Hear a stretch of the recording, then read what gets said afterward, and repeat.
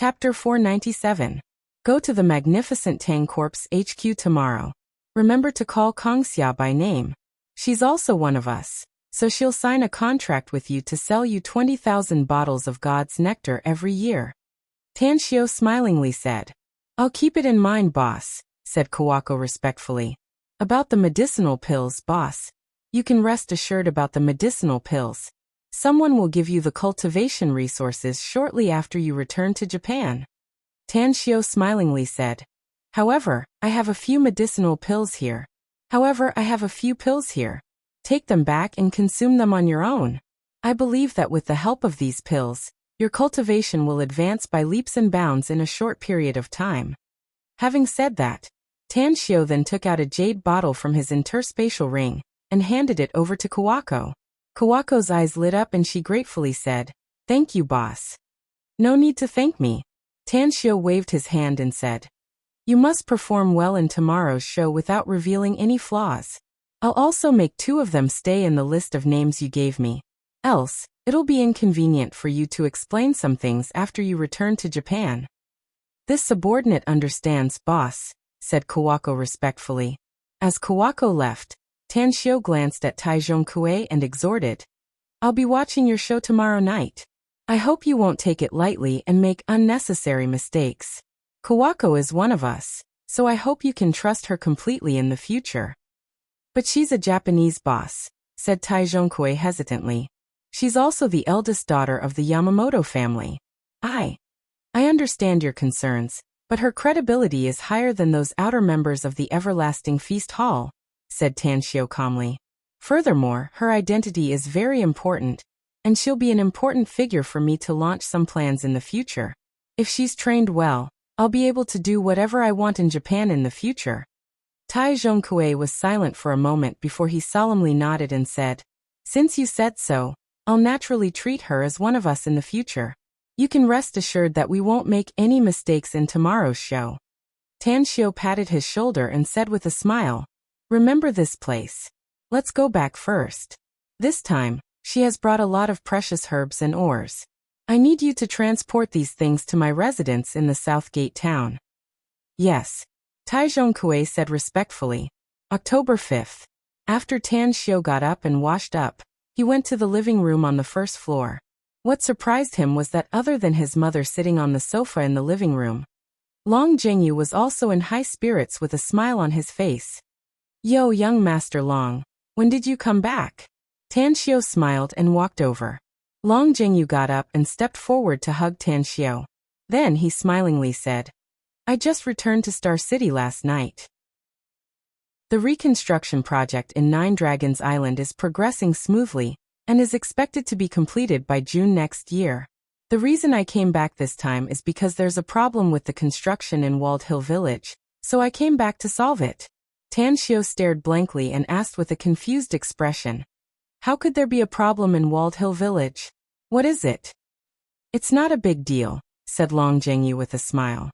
It's just that there's a subsidence and a landslide during the construction. Last night, I rushed there to investigate and found that there was a tomb under the collapsed area. I thought it was an ancient tomb, but later I figured out that it's not. The tomb has existed for less than 100 years, and apart from dozens of coffins, there's nothing precious inside. Is it a big loss? Tan Xiao nodded. It's not a big loss, but the project has been delayed. Long Jingyu shook his head. But it doesn't matter. We just need to speed up the work, and it shouldn't be a problem to meet the estimated deadline. Walled Hill Village is a good place, and it must be developed well, said Tan Xiao.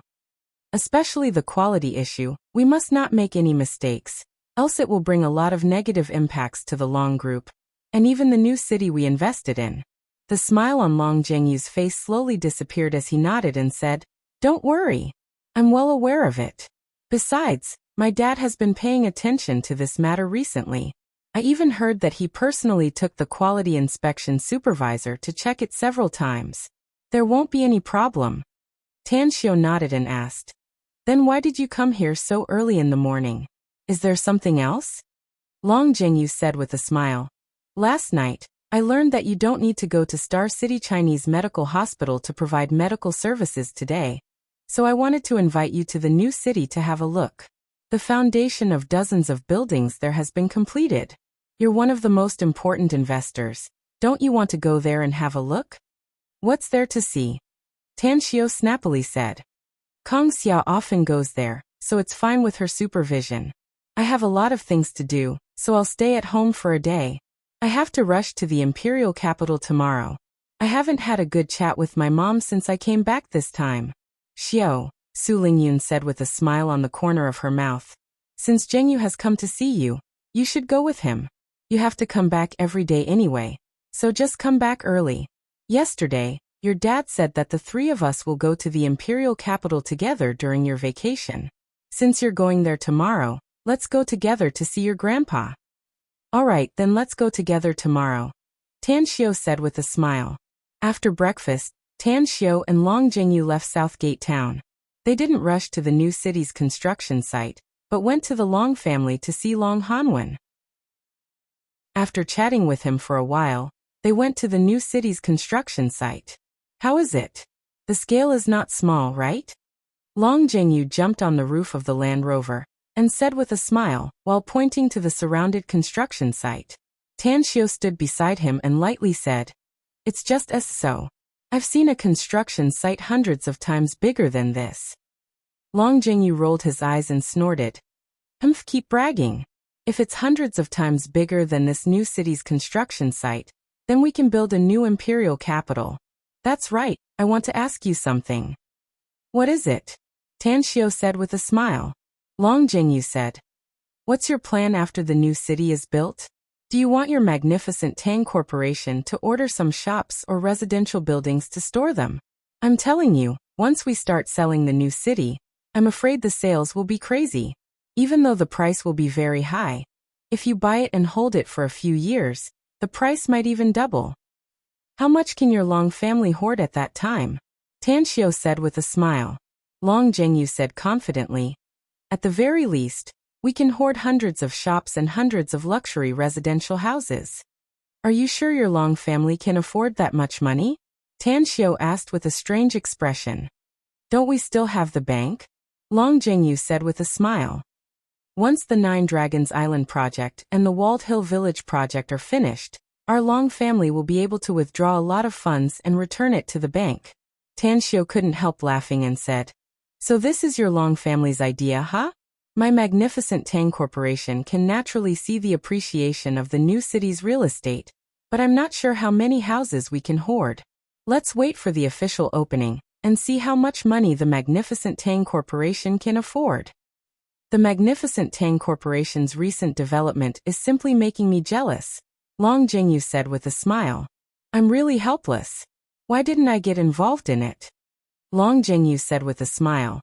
You didn't get involved in it, but your brother has shares in the unlisted health products. Your Long family can also be considered to have meddled in my magnificent Tang Corporation, right? Long Jingyu grinned and said, "Hee hee, that good-for-nothing brother of mine is really lucky after getting to know you."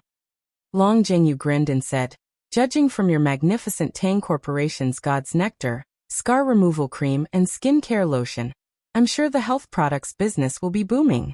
That's right, I heard that your magnificent Tang Corporation has encountered some trouble recently. Do you want me to help you with something? It's just a small problem, Tan Xiao said with a smile. It should be solved smoothly in a few days. Long Jingyu nodded and said, I know your ability, so I believe you can solve it. But don't hesitate to ask if you need anything. All right. At the magnificent Tang Corporation, Kawako Yamamoto walked out of the magnificent Tang Corporation's front door along with several of her men.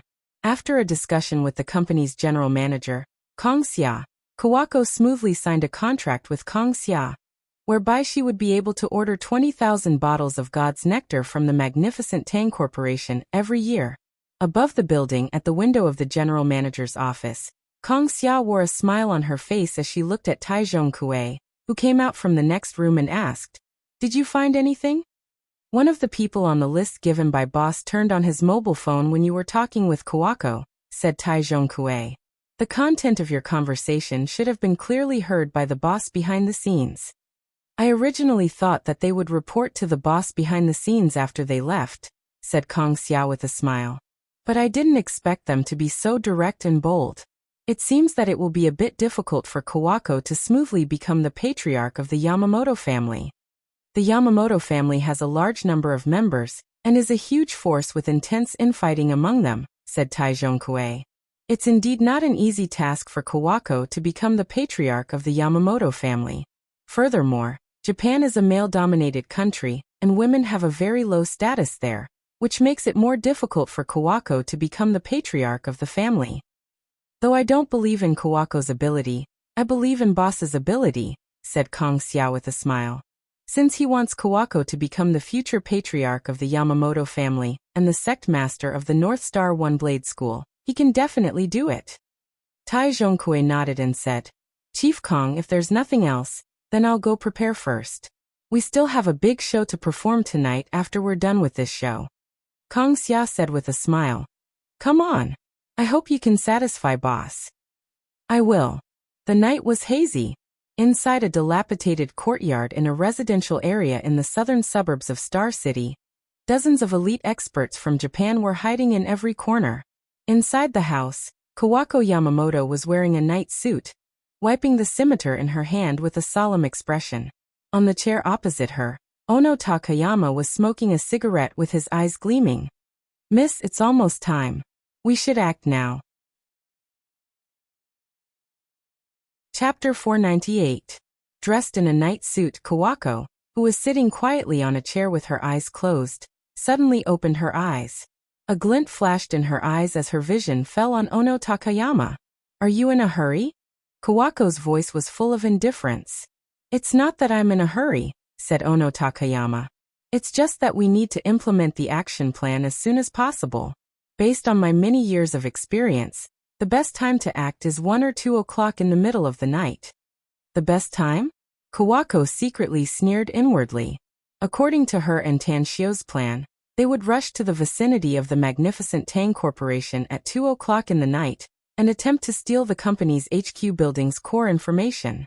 It was all a play, and the purpose was to eliminate the dissidents and return to Japan after the failure. However, Ono Takayama was not one of her men. He was one of the people on the death list tonight. However, since Ono Takayama was eager to die, she didn't feel like reprimanding him.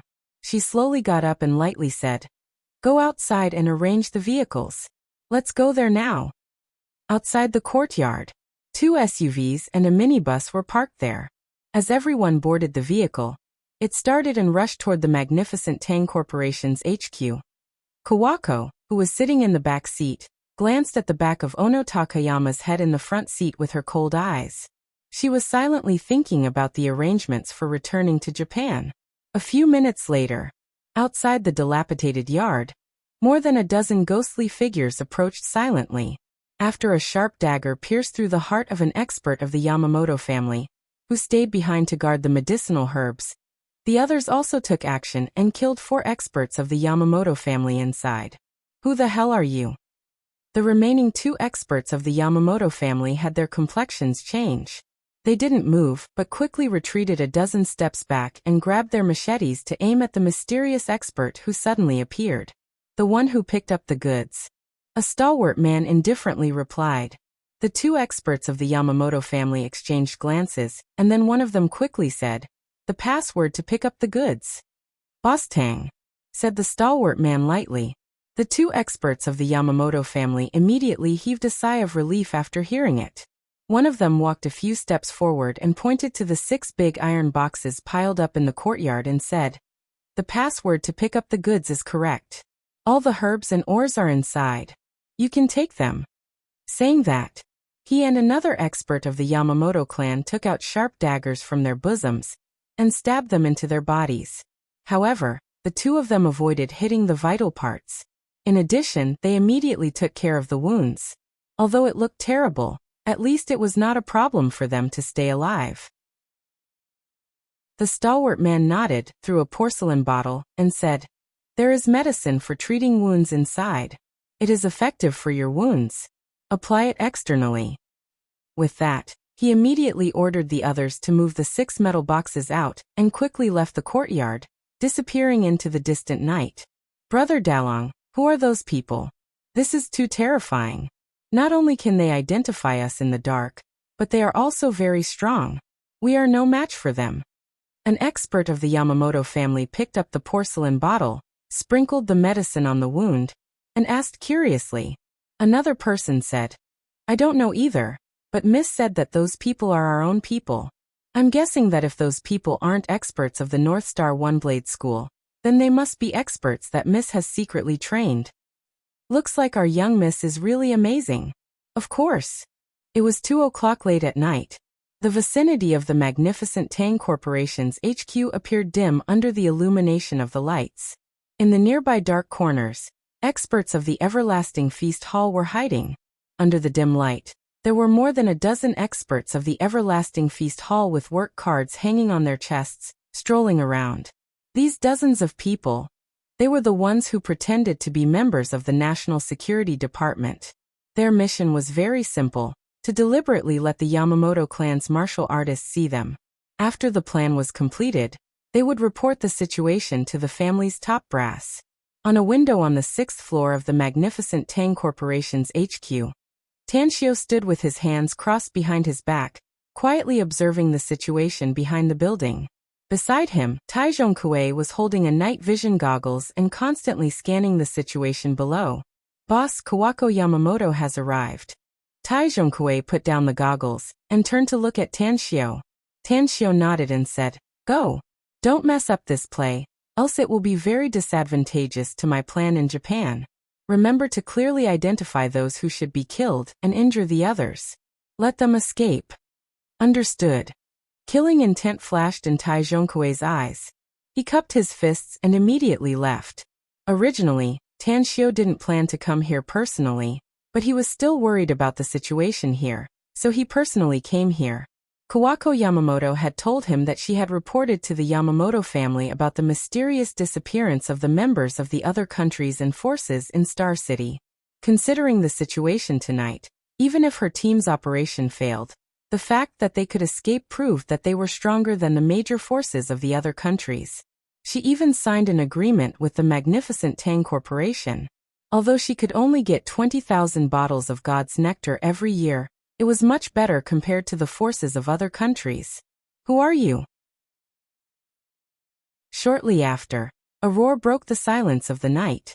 Dozens of experts of the Everlasting Feast Hall with work cards hanging on their chests appeared from the dark corners and quickly surrounded Kawako's team. Kawako pretended to be alarmed and hurriedly said, "Shit. We've been ambushed. These are the people from the National Security Department of China. Quickly withdraw." At this time, Taizhongkue, who had already rushed down, roared and pounced forward. "Since you're already here, then all of you will stay. The state has issued a death order that whoever dares to touch the magnificent Tang Corporation must be prepared to be captured or killed by us. Catch them." A melee unfolded at this moment. Kawako didn't inform her trusted subordinates before, but the people she had subdued were not the opponents of the Everlasting Feast Hall's experts. As soon as the two sides clashed, 7 or 8 members of the Yamamoto family who were on the death list were killed, and the rest were injured. Run. After Kawako and Taizhongkue exchanged blows, her arm was cut by Taizhongkue's saber. Although the injury wasn't serious, she took advantage of this moment to quickly flee to the distance. Taizhongkue and several experts of the Everlasting Feast Hall pretended to chase after her. At this moment, Ono Takayama's complexion was pale, and his eyes were full of fear. He never expected that the operation he thought to be foolproof would be discovered. Furthermore, the news he got turned out to be true. The magnificent Tang Corporation really had people from the National Security Department secretly protecting it. Puff. Puff. 2 sharp swords pierced through his arms and tore open a bloody wound on his back. Fresh blood instantly dyed the back of his shirt red. Run. Full of fear, Ono Takayama fled in panic, and found that several of his trusted subordinates around him had been killed. He was scared out of his wits and suddenly sped up a few times. Whoosh. A sharp dagger pierced his waist. The moment he staggered and fell to the ground, Two experts of the Everlasting Feast Hall with work cards hanging on their chests appeared in front of him. Get lost. Ono Takayama's remaining two trusted subordinates arrived at this extremely urgent moment and desperately blocked the two experts of the Everlasting Feast Hall. One of them grabbed Ono Takayama and quickly fled, while the other desperately fought for 7 or 8 seconds for Ono Takayama and his subordinate. The fight came to an end. The total time spent was less than 2 minutes, leaving dozens of corpses and bloodstains on the ground. The Everlasting Feast Hall's experts chased them for a kilometer before they stopped, and let the remaining Yamamoto martial artists leave. Clean up the mess and leave. Tai Zhonkue picked up the night vision goggles and looked at the window where Tan Xiu was. He found that Tan Xiu gave him a thumbs up, so he immediately put down the goggles and shouted in a deep voice. The bloody night was filled with a faint smell of blood in the air. When Kawako led the tens of defeated soldiers and fled back to the southern suburbs of Star City, the smell of blood in the air made Kawako secretly feel satisfied. Send the signal. Sitting in the back seat, Kawako covered her wound with her hand and ordered in a deep voice. Immediately, the young man in the driver's seat took out a fireworks tube and ignited it. A bunch of fireworks soared into the sky and exploded more than 10 meters high in the air. Miss, the situation is not right. When the two SUVs and the minibus stopped at the courtyard's entrance, the young man who had just sent the signal had a slight change in expression and hurriedly reported. Kawako opened the door and got off. She saw Ono Takayama coming out of the second SUV with the help of his confidant. She immediately furrowed her brows and asked, "How's your injury, Ono Takayama?" "I won't die, but my injury is very serious," said Ono Takayama bitterly. "My tailbone was pierced by a knife, so I don't dare to easily pull it out. Otherwise, my blood will flow faster. I need an operation immediately." Mississippi. Kawako nodded and said, "I suspect that there's something wrong with this place. Let's leave this place first and go somewhere else." Ono Takayama's expression greatly changed and he hurriedly said, "Miss, I can't hold on for long." Creak. As the courtyard's door was opened from the inside, an injured expert of the Yamamoto family poked his head out. When he saw Kawako and the others, he hurriedly opened the door and staggered out, saying, "Miss, someone attacked us and robbed us of the herbs and ores we brought. They also killed some of our men." "What?" Kawako pretended to lose her composure and screamed before rushing into the courtyard with her men. "Bastards!" It wasn't Kawako who cursed out loud, but Ono Takayama, who was supported and followed her inside. He was horrified to find that the few corpses on the ground were all his trusted men. Kawako's two trusted men were not killed and only suffered some injuries. New week, begging for the recommendation votes. Today, we'll continue to update 3 chapters. _. Chapter 499. The brilliant performance had the credit of the planner, as well as the military medals of the executors. The bloody smell that shrouded the HQ of the magnificent Tang Corporation gradually faded away amidst the drizzle. The follow-up program had nothing to do with Tan Xiu. As for how to perform it later, Tan Xiu believed that Kawako Yamamoto could do it well. On this night, he didn't return to Southgate Town but stayed in Kong Xia's office. Sparks flickered as smoke lingered in the air and filled every corner of the office. Thinking was the innate talent of a wise man. Tan Xiu was a man who was good at thinking. Although his EQ was average, his IQ was surprisingly high. Ever since he stepped into the University of Magic, he found that he rarely had the time to calm down and think. He needed to stop himself for a moment and go through the scenes of the past. As he thought about it, he realized something that made him feel helpless. The torrent of life was pushing him forward. Even though he could control many things, they were not what he wanted to happen in his life. Many of them happened suddenly. Family, cultivation, and development. The 3 paths of life that he had temporarily set for himself were already quietly shifting. Therefore, he needed to think about it now. Which matter was more important? How should he live his life in the future? Early in the morning, the drizzle turned into a torrential downpour. The curtain of rain covered the sky, making the whole world appear dusky. The scene of the heavy rain pressing down on the city made Tan Xiu not feel sleepy at all. He stood by the window and looked down at the pedestrians holding colorful umbrellas, as well as the long line of vehicles on the highway. A faint smile outlined on the corner of his mouth. He planned and smoothed out his life. He didn't know when he could break through the blue sky above his head, and once again set foot on the cruel and fertile land of the immortal world. But he firmly believed that one day, he would be above the millions of races in the immortal world.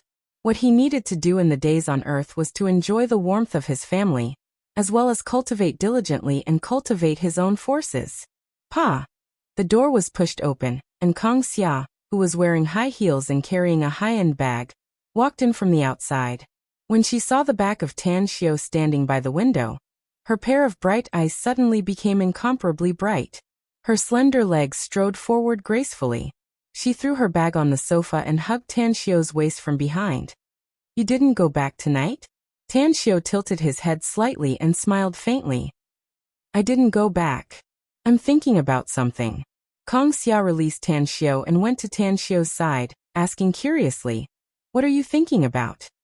Tan Xiao smiled faintly and said, Thinking about the meaning of living. What's there to think about?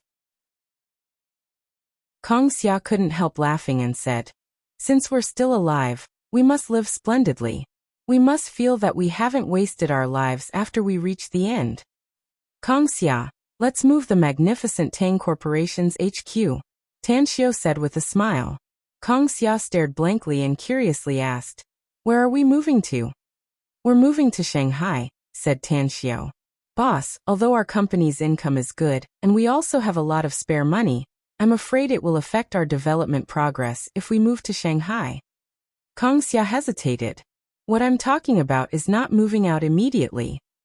Tang Xiao said, I'll draw the design of our company's HQ in Shanghai before the new year. I'll also buy a plot of land and do the preparation work. 2 years. The HQ must be built in Shanghai in 2 years, and then we'll move the company there. How are we going to solve the production of our products? Asked Kong Xia. We'll build an industrial park that belongs to our magnificent Tang Corporation, said Tan Xiao. When the time comes, I need you to build that place into a hen that lays golden eggs, so that huge profits will flow into our company's account every day. Money? Kong Xia asked. It's going to take a lot of money for such a big project. How much are you going to invest? At least 20 billion, said Tan Xiao. Hiss. Even though Kong Xia felt that Tan Xiao would invest a lot of money, she was still shocked by the number. It must be noted that the total assets of the magnificent Tang Corporation were no more than 20 billion yuan. Yet, Tan Xiao actually wanted to invest 20 billion yuan in the construction within 2 years, which would seriously affect the company's financial problems. Don't worry, Tan Xiao said with a smile. The magnificent Tang Corporation's development will remain in its current state, and I won't use any money here. Give me more time, let alone 20 billion, even if it's 200 billion, I can still get it. Kong Xia shuddered inwardly. Her eyes shone as she asked, How are you going to do it, boss? I won't tell you for the time being, said Tan Xiao. Your task is to hurry up and get our health products into the market. You must earn as much money as possible before June 1st next year. Jing Yu and I talked about it. It's very likely that the Long family will propose to sell the properties in New City before June 1st next year. I see. Kong Xia's eyes lit up as she nodded. Tan Xiao patted her shoulder and smilingly said, I'll leave the company's affairs to you.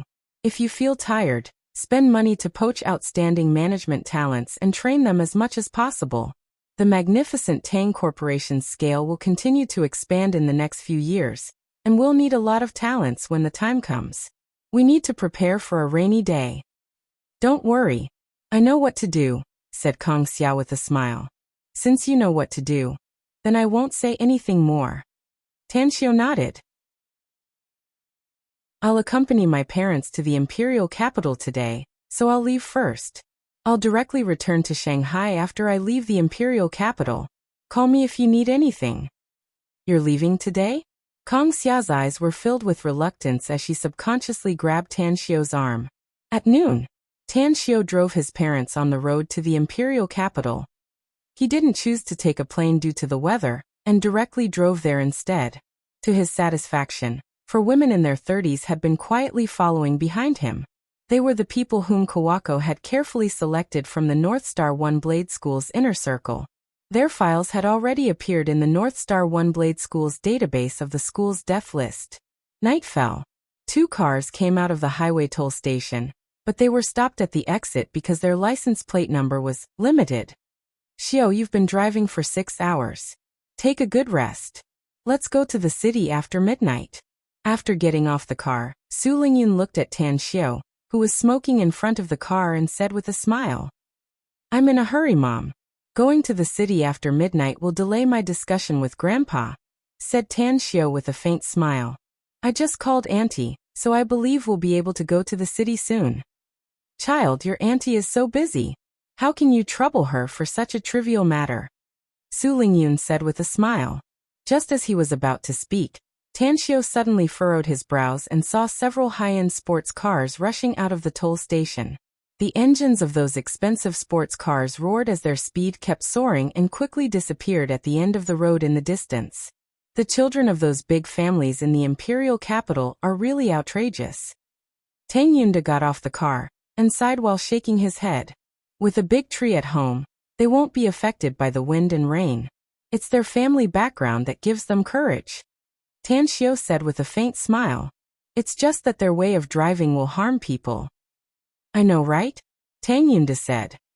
The number of traffic accidents every year is increasing exponentially, and the number of people who die in car accidents every year is too many to count. If everyone is a bit slower and steady, we can reduce the number of family wrecks and deaths. While they were talking, a police car parked nearby and several traffic policemen came out of the car. Tan Xiao then heard them asking someone for his name. Over here. Tan Xiao beckoned. Immediately, a few policemen quickly walked over. The tall policeman who took the lead asked with a smile, Are you Mr. Tang Xiao? That's me. Tan Xiao nodded. The policeman quickly said, We just received a call from Minister Tang. Since you have an important matter, we're here to escort you to the destination. Please. Tan Xiao nodded and said, There's another car behind us. Let them go with us. All right. After getting on the car, Son, what do you mean by there's another car behind us? Su Lingyun asked with a strange expression. They're your bodyguards, Tan Xiao answered while driving. Since when did I have bodyguards? Su Lingyun stared blankly and asked in astonishment. They've been following you for the past few months, but you didn't know about it. Tan Xiao said with a smile. Their duty is to protect your safety and not disturb your life, Mom. I'm the one who arranged it. You can rest assured. Who are they, Xiao? Su Lingyun quickly asked. I arranged them, so they're naturally my people, said Tan Xiao with a smile. Don't ask. You won't know their origins even if I tell you. Let's go. Grandpa already knows that we're coming to the imperial capital. I'm sure he's waiting for us now. Su Lingyun hesitated for a moment before she finally nodded. Although Tan Xiao had told her that he would arrange some bodyguards for her, she had never seen them, so she thought that there were no bodyguards at all. Who would have thought that these bodyguards had been hiding in the dark to protect her for several months? What a good son. Tang Yunda, who sat next to Su Lingyun, sighed with a smile.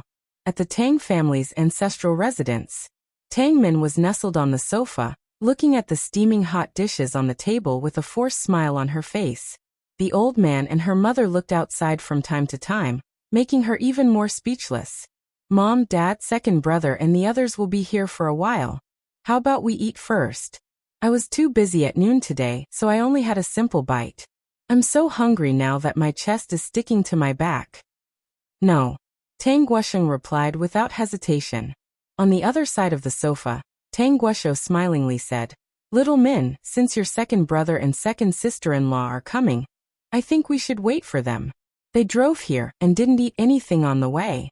If you're really hungry and can't stand it, go to the kitchen and find something to eat. I'll wait for them, third uncle. Tang Min forced a smile. Chapter 500. The former Tang family was like a pool of stagnant water, and the ancestral mansion was even more lifeless. However, ever since Tang Guosheng's illness was cured, the Tang family's descendant, Tan Xiao, was found, and the vegetative Tang Yunda woke up. The Tang family was now full of joy and laughter, and the entire family was full of vitality.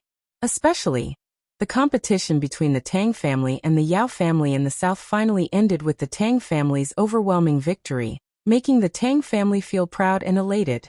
However, the Tang family also knew that the earth-shaking changes in the family were all brought about by Tan Xiao. Therefore, Tan Xiao's status in the Tang family could almost be compared with the older generation. Outside the ancestral mansion, Tang Ning was dressed in casual clothes. She stood up straight and kept her eyes on the entrance of the alleyway. Two soldiers in military uniform with guns in their hands looked at her curiously. They were surprised that Tang Ning had returned. In fact, it looked like she was waiting for someone. Creak. Two cars drove into the alley and stopped outside the gate of the Tang family's ancestral mansion. Second uncle, second auntie. Tang Ning personally opened the door and respectfully greeted them. Her eyes fell on Tan Xiao, who just got off the driver's seat. The cold expression on her face gradually melted and was replaced with a smile. "You rarely come back from the army, little Ning," said Tang Yunda with a smile. "I knew little brother would come, so I asked for a leave to come back," said Tang Ning. "You brothers rarely meet each other, so you should really get together." Tang Yunda laughed. "Our Tang family must unite as one." Tan Xiao let out a faint smile and called out, "Brother Tang Ning." With a smile, Tang Ning said, "Tan Xiao, you've done a good job in the south." "It's nothing," said Tan Xiao. Raising his thumbs up, Tang Ning smilingly said, "You're worthy of being my brother. I like your tone. Let's go. Grandpa and third grandpa are waiting for you." After entering the ancestral mansion and coming to the innermost bamboo house, Tang Min was the first to jump up from the sofa and smilingly said, "Second brother, second sister-in-law, you finally arrived. I would have starved to death if you came a bit later." Tang Yunda and Su Lingyun smiled and greeted everyone in the room. Under Tang Guosheng's invitation, the whole family sat down at the dining table. The dinner was very sumptuous, and Tang Guosheng personally brought out 2 bottles of God's nectar that Kong Xia had sent over. After dinner, Su Lingyun accompanied the old lady to clean up the dishes, while Tang Guosheng brought everyone to the study. As the lingering smoke rose, Tang Min's voice was the first to break the silence. "Dad, since Tan Xiao is already here, just say it." Tang Guosheng's eyes fell on Tan Xiao and said, "Xiao, let's not talk about business first. Can you tell me the identities of the 4 people outside?" Tan Xiao said, "They are my mother's bodyguards from the North Star One Blade School of Japan." "What?" Tang Guosheng's expression was blank, and so were the others in the study. Precisely speaking, they used to be experts of the North Star One Blade School in Japan. But now, they have changed their appearances, changed their names, and changed their identities to have new identities in Wuxia, said Tang Xiao. "I've trained some people, and one of them is the eldest daughter of Japan's Yamamoto family. She's also the main candidate to compete for the North Star One Blade School's master position in the future." Tang Guosheng frowned and asked, "Xiao, I have nothing to say if you train some talents in the country. But these Japanese, are they trustworthy?" "Grandpa, my mother's life is more important than my own. I naturally won't let them protect her easily if I'm not sure," said Tan Xiao. Tang Guosheng gently nodded and said, "I want to know why you train these Japanese." "Resources," Tan Xiao said seriously. "We need a lot of resources if we want to develop, and I also need resources if I want to do something. Although the island country is very small, the vast sea around it contains a huge amount of resources. If one day, the people I train can have a very high status and huge power in Japan, it won't be a bad thing for me to use them, right?" Tang Guosheng was startled and hurriedly asked, "You mean, you can influence Japan's politics in the future?" "Not influence, but control." Tan Xiao shook his head. "Hiss." The 5 people in the room gasped at the same time. From Tang Xiao's words, they could hear the crazy ambition in his words. "If my history is correct, Japan once tried to control our country's territory, and even killed a lot of people in our country," said Tan Xiao with a faint smile. "The method they used was armed force. They relied on force to suppress and rule by blood. What I'm doing is to erode them in the dark and secretly infiltrate them. In the future, I'll be able to control the top figures in Japan. Do I still need to worry about not being able to use Japan in the future? Your idea is good, Xiao, but you're too naive. Tang Guosheng shook his head and forced a smile. They may need your help now to expand their forces and elevate their status. But in the future, they'll definitely break away from your control. In my opinion, the people of the island are despicable, and shameless blood flows in their bones. Grandpa, I once heard a saying that the more powerful they are, the more they fear death. Tan Xiao asked with a smile. Do you think this saying is correct? Tang Guosheng pondered for a moment before he slowly nodded and forced a smile. You're right. The more they get, the more they want to enjoy themselves. Naturally, they're afraid of death. Tan Xiao raised his hand and clenched it into a fist. He confidently smiled and said, I have a way to control their life and death. Even if they try to resist with all the power of Japan, they won't be able to break away from my control. Tang Guosheng fell into silence. With a strange expression, Tang Guoshou lit another cigarette.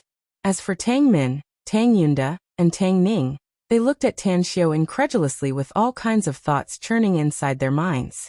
Let's not talk about Japan, Grandpa, said Tan Xiao with a faint smile. Let's get down to business. Tang Guosheng's eyes flickered as he nodded and said, Do you still remember what I told you on the phone? I remember, said Tan Xiao. I've discussed this matter with everyone, and I think you can handle it, said Tang Guosheng. 50 billion is all the funds our Tang family can take out in secret without anyone noticing. Since the other families are eyeing our Tang family, it'll be hard for us to not be noticed by them if we use this money. Hence, you're the most suitable person to handle it. Don't tell me you're not afraid that I'll squander all this money? Asked Tan Xiao with a smile. Will you? Asked Tang Guosheng. Don't worry. Tan Xiao shook his head and said, I'll give you a satisfactory answer before I graduate from college. Also, I want to know how many trustworthy people the Tang family has now. The trust I'm talking about is absolute loyalty to the Tang family. Tang Guosheng and Tang Guoshou exchanged glances. Tang Guoshou coughed and said, It's hard to count them, but the number is definitely more than 1,000. What about the number of martial artists? Asked Tan Xiao again. I'm talking about the talents with good skills. Tang Guoshou thought for a moment and then slowly said, At least 300 people. I'm talking about the number, the talents who are absolutely loyal to our Tang family. Some of them were adopted by our Tang family when they were young, and were sent to some martial arts schools in the country to learn martial arts. Some were also sent to the army and eventually obtained good achievements. Of course, if our Tang family wants to do something, we can also send tens of thousands of people to do it without using the power of the military. Give me 20 experts who are absolutely loyal to the Tang family every year, said Tan Xiao. I'll send people to carry out special training for them. As long as they can survive and complete the special training, their strength will be doubled. Where will they be sent for special training? Asked Tang Guosheng. Jingmen Island, the Everlasting Feast Hall's HQ, answered Tan Xiao. Tang Guosheng slowly nodded. A smile appeared on his old face as he said, Then I'll wait and see. I'll draw up a list and give them to you later. The night talk went on for 3 hours. In the early morning, Tang Guoshou was sent back to his residence by Tang Ning, whereas Tan Xiao's family of 3 directly stayed in the Tang family's ancestral residence. Early the next morning, Tan Xiao received a call from Li Laozhan. However, he didn't rush to meet Li Laozhan since the underground auction would be held at 2 p.m. in the imperial capital. Instead, he followed Tang Min to stroll around many bustling areas in the imperial capital. Of course, given Tang Min's character, the trunk of the Land Rover Range Rover Tan Xiao drove was naturally full of purchases, most of which were for Tan Xiao. Auntie, the money has arrived.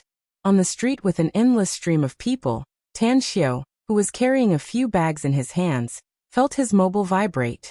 He took it out and looked at it. He then saw that 50 billion had been transferred to his account. It's good that you've received it, said Tang Min with a smile. Anyways, I'm curious. Why is your bank card's name Gu Xiaoxue? It should be a girl's name, right? Is she your girlfriend? I'm her grandmaster, said Tan Xiao. Tang Min couldn't help laughing and said, Grandmaster? What grandmaster? Anyways, we have an agreement. If you have a girlfriend, you must bring her to see Auntie. Tan Xiu let out an indifferent smile and casually complied. He then put his mobile back into his pocket. The bank card that received the money was indeed handled by Gu Xiaoxue. A long time ago, he got a sum of money from Gu Xiaoxue, which was directly given to his bank card.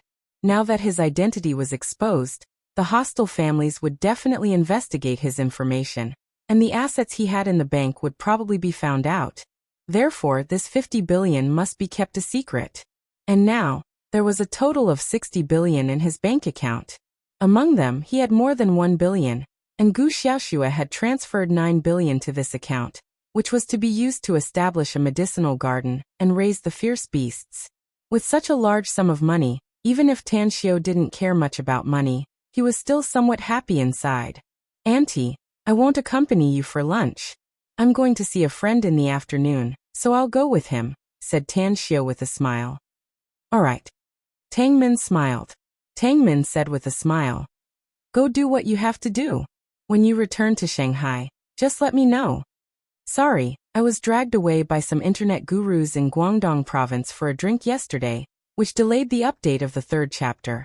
I'll try to make up for it in these 2 days. Chapter 501. At noon, Tan Xiu saw the happy Li Laoshan. What made Tan Xiu at a loss whether he had to cry or laugh was that Li Laoshan's extravagance was very big. There were 16 bodyguards in black suits and black sunglasses. They happened to meet him at the entrance of a hotel, attracting a lot of people's attention, thinking that they were shooting a movie. Old brotherly, can't we keep a low profile? Tan Xiu wore a casual outfit, a cap, and a pair of big black sunglasses. He dressed like this mainly because he was surrounded by countless people when he accompanied his aunt, Tang Min, to go shopping in the morning. After all, today was different from the past. First, there was the Demon City University's freshman welcoming party where he played the zither and sang. Later, there was the young divine doctor of Star City Chinese Medical Hospital, making him look like a star. No, he was even more popular than a star now. From aunties in their 80s to teenagers, as long as they recognized Tan Xiu, they would salute him one after another. There were also countless people asking for autographs and photos. Li Laoshan grinned and said, Brother Tang, I don't have any other choice. I'm afraid that some people will have crooked thoughts if I carry the fishbowl ancient sword. But you, how come you're so low-key? If it weren't for my keen eyesight and being very familiar with you, I wouldn't have been able to recognize you. Tan Xiu forced a smile and said, I don't think I'm low-key enough. Ever since the video of me giving medical services at Star City Chinese Medical Hospital was posted on the internet, I've been suffering whenever I go out. People can recognize me no matter where I go.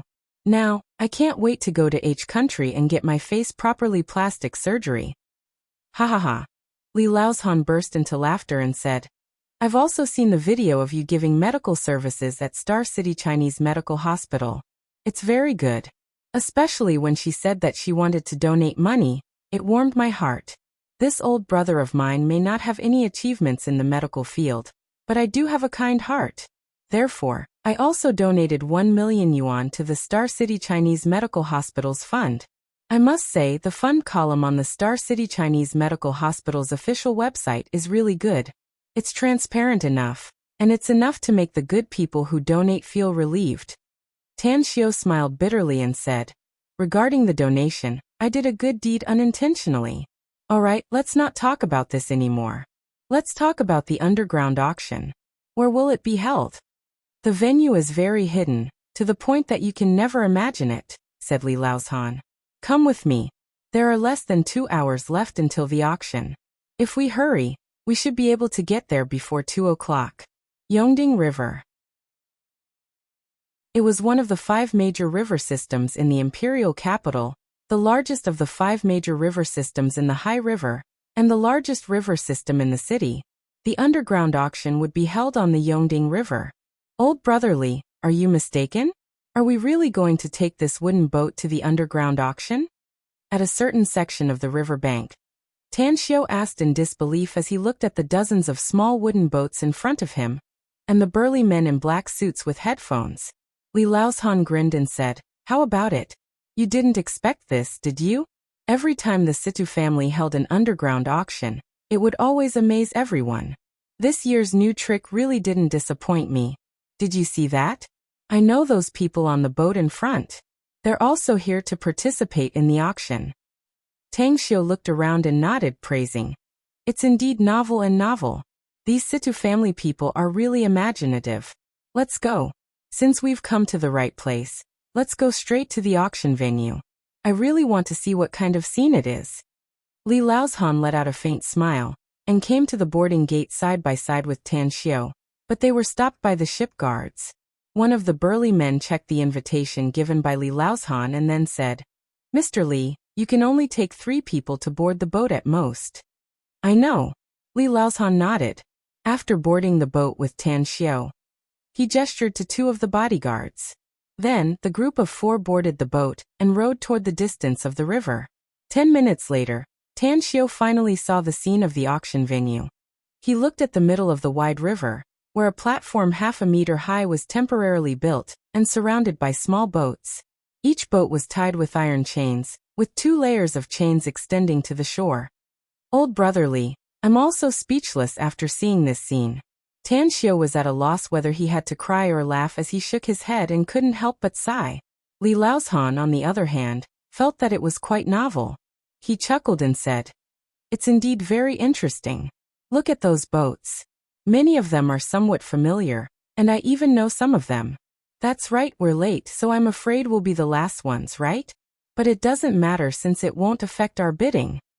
I just came here to widen my knowledge and experience." Tan Xiu shook his head and smilingly said, "I also want to see you fight with that guy who wants to get your Yuchang sword and compete in terms of financial resources. I'm afraid I won't have much use for this auction."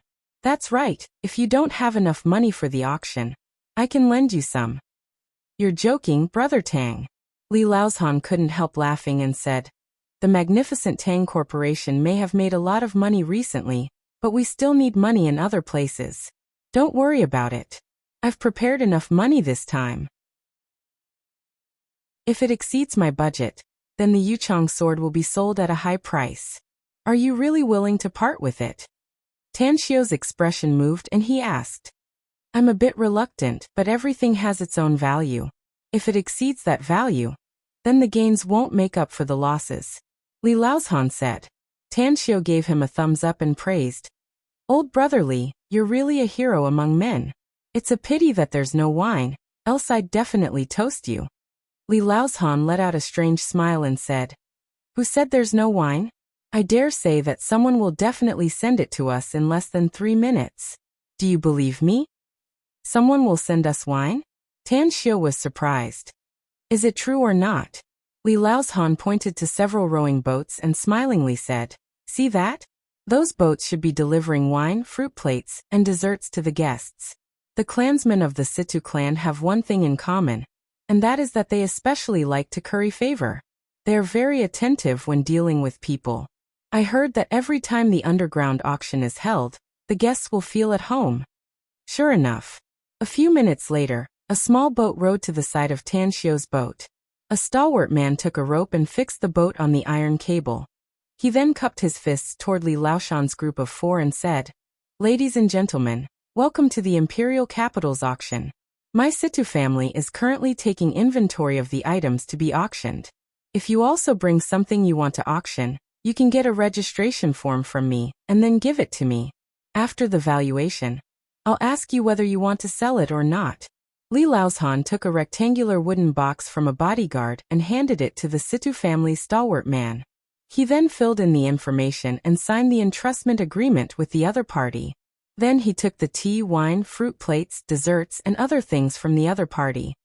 The Situ family's arrangement is really good. However, I've heard about those big families in the imperial capital. But why haven't I heard of this Situ family? Tan Xiu waited until the other party left, and then asked in a low voice.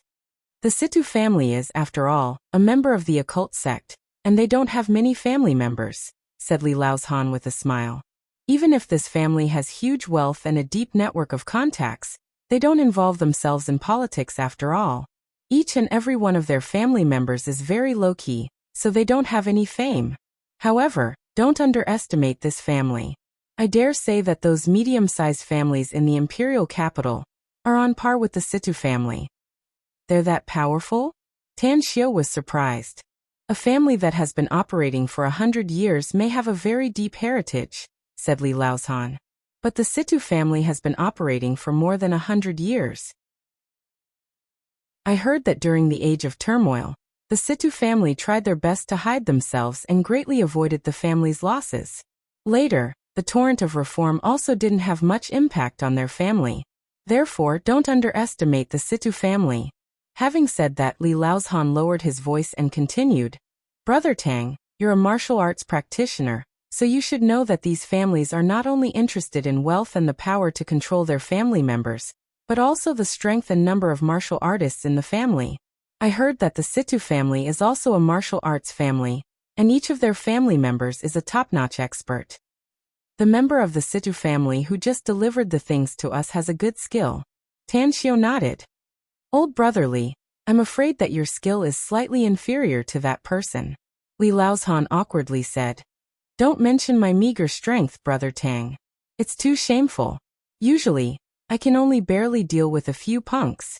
If I encounter a real expert, they can knock me down with just 3 punches and 2 kicks. Tan Xiu let out a faint smile. Time fleeted by, and in the blink of an eye, it was already 2 o'clock.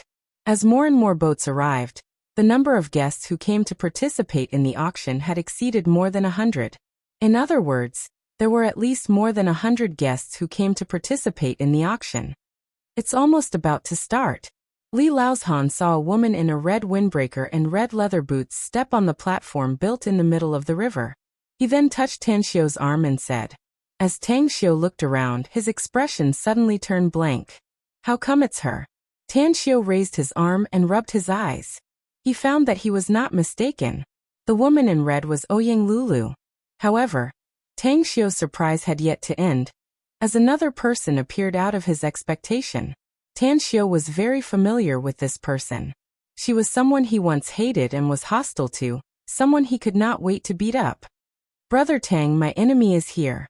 Li Laozhan touched Tan Xiu and said in a low voice. Chapter 502. On the boat that arrived late, there were also 4 guests. 2 of them were obviously dressed as bodyguards, while the other 2 were a man and a woman. The man had a shaved head and wore a thick glittering gold chain around his neck. There was a faint smile on his chubby face, while the woman had a beautiful appearance and was dressed in professional attire. Tan Xiu's eyes only lingered on the bald middle-aged man for a moment before falling on the woman, because she had a deep relationship with Tan Xiu. Wang Daoyuan, the boss of Goldman Sachs Construction Materials in the imperial capital. Li Laozhan squinted his eyes and looked at the approaching man. He gently touched Tan Xiu's arm and whispered. Tan Xiu didn't care about the identity of the other party. What he cared about was why Sujinan appeared beside Wang Daoyuan, and dressed in professional attire. The boat approached. Wang Daoyuan, who was sitting in the boat, took out a cigar box from his bosom, and took out 2 cigars from it. When the 2 boats were only 2 meters away from each other, he threw one to Li Laozhan and put it in the corner of his mouth while looking at Sujinan. What made him raise his brows was that his little secretary didn't look at him, but looked at the young man beside Li Laozhan with an ugly expression. It's him? Wang Daoyuan's expression moved and quickly recognized Tan Xiu's identity. He immediately took out another cigar and threw it to Tan Xiu, saying with a smile, Brother Li, I didn't expect you to know Divine Dr. Tang. I may be a boorish man, but the great name of Divine Dr. Tang is like a thunderclap piercing my ears. Tan Xiu caught the cigar and nodded to Wang Daoyuan. His eyes then fell on Sujinan again and indifferently said, Go home if you're crazy enough outside. I'll keep the house in Star City for you. It's the same key as before. A bit of hatred surged in Sujinan's eyes as she angrily shouted, We don't need your pity. The winner is the king and the loser is the thief. That house is yours, not ours. Humph, you still remember that your surname is Su? Tan Xiu snorted coldly. If you haven't forgotten your ancestors, find some time to go back to the Su family village to see your grandmother. Xiangfei has been doing well recently. At least he understands filial piety now. Sujinin said angrily, "It's none of your business whether I understand filial piety or not." Tan Xiao sighed inwardly. He turned his head and glanced at Li Laozhan and Wang Daoyuan, who had strange expressions on their faces, and lightly said, "Both of you, there are unpredictable winds and clouds in the heavens, and people have their own fortunes and misfortunes. Life was never easy. It was better to squash enmity than keep it alive. Regardless of whether you get what you want today, I hope that you can live in peace in the future. The auction is over. I'll be the host tonight. I hope the two of you will do me the honor." Li Laozhan instantly understood that the reason why Tan Xiao said that was probably because of his batch of steel. He nodded slightly and looked at Wang Daoyuan. Wang Daoyuan squinted his eyes and smilingly said, "Since Divine Dr. Tang said so, I naturally can't refuse.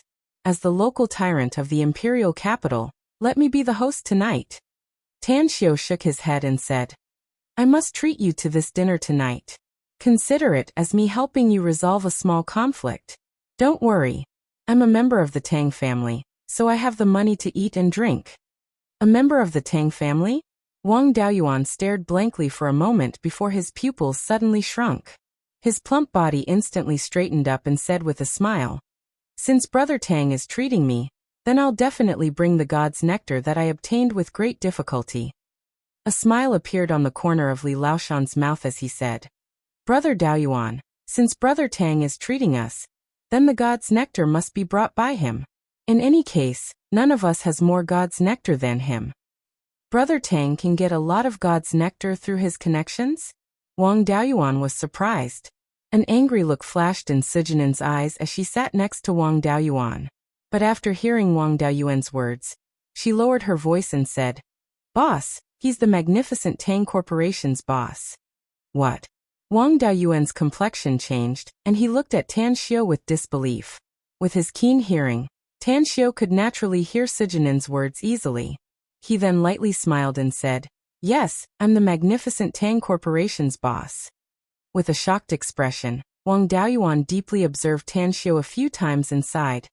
Every generation has its own talents, and each of them has been in the limelight for decades. Brother Tang is so young, yet your business is so prosperous. You're really not simple. All right then. I'll thicken my face and follow Brother Tang to have a good drink tonight. As for Brother Li's steel, I'll return it to him early tomorrow morning." Tan Xiao let out a faint smile. Li Laozhan cupped his fists and smilingly said, "Brother Wang, we're doing the same business. I hope we can get closer and cooperate more in the future." "That's for sure," said Wang Daoyuan with a smile. Having said that, he turned to look at Sujinin, and silently pondered the relationship between this little secretary of his and Tan Xiao. Tan Xiao was an intelligent man. Upon seeing Wang Daoyuan's expression, he lightly smiled and said, "Brother Wang, since this insensible cousin of mine is working in your company, I hope you can take care of her in the future. If she doesn't perform well one day, you don't need to retain her for my sake. Just drive her back and I'll arrange something for her to do." "It's none of your business." Sujinin glared at Tan Xiao. Wang Daoyuan's heart moved. A smile immediately covered his face as he cupped his fists and said, "Brother Tang, rest assured. Yining is in my company, so I won't let her suffer any losses." Originally, Wang Daoyuan had planned to sleep with this capable and hardworking secretary of his. But now that he knew about her relationship with Tan Xiao, he immediately dispelled the idea. If Tan Xiao was only the young divine doctor of Star City Chinese Medical Hospital and the big boss of the magnificent Tang Corporation, perhaps he would only dread him, but he wouldn't be afraid. But Tan Xiao also had another identity. He was a member of the Tang family in the imperial capital. This was something he didn't dare to provoke. Sujinin looked at Wang Daoyuan, and then at Tan Xiao. Her heart was full of bitterness. She originally thought that with her recent diligence and ability, she would be able to get a good income in the Goldman Sachs construction material company in the future, and get a good development. Even if she left the Goldman Sachs construction material company in the future, she could still have a lot of capital and recreate the glory of her Su family in the past. At that time, She would definitely stand in front of Tan Xiao and let him know that her family was not someone he could bully. If possible, she would even make trouble for Tan Xiao and make him regret what he had done to her parents. However, at this moment, she realized that she and Tan Xiao were not on the same level. Even if she worked herself to death in the future, it would be very difficult for her to reach his height. After all, the boss in front of him was full of pride and arrogance. Yet his behavior toward Tang Xiao was almost flattering, and his attitude was too low. No, I can't give up. Sujunin clenched her fists and coldly glared at Tan Xiao before she moved her eyes away. At this time, on the platform built in the middle of the river, Ouyang Lulu nodded to a row of pretty girls holding trays behind her. She then picked up the microphone on the table, looked around and said with a smile, "Welcome to the 181st Imperial City Auction, everyone. I'm honored to be invited by the Situ family to preside over today's auction. I'm Ouyang Lulu from Jingmen Island. It's time for the auction to begin. Everyone who has come to participate in this auction is a big shot, and your time is very precious. Therefore, I won't take up any more of your time. I hope that everyone will be able to purchase the items that you are satisfied with in this auction. I hereby announce the commencement of the 181st Realm Imperial Capital Auction. The first auction item is the Qin Emperor's Imperial Jade Seal. It's a symbol of the highest authority during the Qin dynasty, and is also a national treasure of China. Its starting bid is 100 million, and each bid increment must be no less than 1 million. The bidding begins now. As Ouyang Lulu's voice faded away, countless people on the hundreds of boats who came to participate in the auction looked shocked. They never thought that the first auction item would be a national treasure like the Qin Emperor's Imperial Jade Seal. It must be known. In general auctions, although the first item would be the jackpot, and wouldn't be too inferior, the finale would usually be the last 3 items, or even the last one. Could there be something more precious than the Qin Emperor's Imperial Jade Seal in this auction? 110 million. 120 million. 150 million. Indeed, the guests who were eligible to participate in this Imperial Capital auction were all big shots with status and wealth. Tan Xiao heard from Li Laozhan that those who were eligible to participate must be recommended by 2 people who had participated in the auction, and their wealth must be more than 1 billion. Each big shot could only bring up to 3 people to participate. Because of this, the auction of the Qin Emperor's Imperial Jade Seal led to many people competing to bid, causing the price of the Qin Emperor's Imperial Jade Seal to rise. Tan Xiao shook his head. He didn't have much interest in the Qin Emperor's Imperial Jade Seal. The purpose of coming here was to help Li Laozhan and Wang Daoyuan resolve the conflict, while at the same time protecting the Yuchang sword brought by Li Laozhan from being robbed by others. However, Tan Xiao still wanted to see what was so special about the Qin Emperor's Imperial Jade Seal for it to have a starting bid of 100 million. When he looked over and saw the bronze seal, he couldn't help but secretly sigh at the strangeness of people's hearts. Although it was a golden collection in a chaotic world, it didn't help him. Spending a lot of money to buy it was completely a quirk. Tan Xiao suddenly raised his brows. He keenly felt that the spiritual energy of heaven and earth seemed to be a bit richer than before, and a special aura fluctuation seemed to have descended out of thin air. What's going on? Tan Xiao looked around. After seeing that there was no special situation with his body, he instantly released his spiritual sense, covering a radius of 200 to 300 meters. 2 seconds later, Tan Xiao's spiritual sense observed that the spiritual energy of heaven and earth was slowly rushing toward the Qin Emperor's Imperial Jade Seal in front of Ouyang Lulu. The special aura fluctuation was also caused by the Qin Emperor's Imperial Jade Seal. This seal? Tan Xiao hesitated for a moment. His spiritual sense instantly shrouded the Qin Emperor's Imperial Jade Seal, and slowly penetrated inside. There will be 3 updates today, seeking monthly votes to support. Chapter 503. The Qin Emperor's Imperial Treasure Seal was placed on the table in front of Ouyang Lulu. The bronze seal didn't seem to have been eroded by time as it still looked bright and clean. At this moment, as a strand of divine sense penetrated the seal, the space that appeared out of thin air inside was like a monstrous tidal wave that instantly swallowed that strand of divine sense. Puff! Sitting on the boat, Tan Xiu used his divine sense to investigate the Qin Emperor's imperial treasure seal. His pupils instantly shrunk as his complexion turned pale, and he coughed out a mouthful of blood. At the side, Li Laozhan turned his head. After seeing Tan Xiu's appearance, his complexion greatly changed. He quickly supported Tan Xiu's arm and hurriedly asked, "Brother Tang, are you all right?" Tan Xiu's eyes were fixated on the Qin Emperor's imperial treasure seal, as if he didn't hear Li Laozhan's question. At this moment, a storm was set off in his heart. He didn't expect that the Qin Emperor's imperial treasure seal would form a hollow world inside, and there was an enormous power of providence inside that made one's hair stand on end. The power of providence was a very mysterious existence. It was ethereal, invisible, and traceless. Yet it constantly affected every grass, every tree, every person, and every matter in the world. Every one of them had the power of providence. Those who were lucky would have more power of providence, while those who were unlucky would have less power of providence. Every country also had its own power of providence. The prosperity of a country meant that it had great providence, while the decline of a country meant that it had little providence. Providence.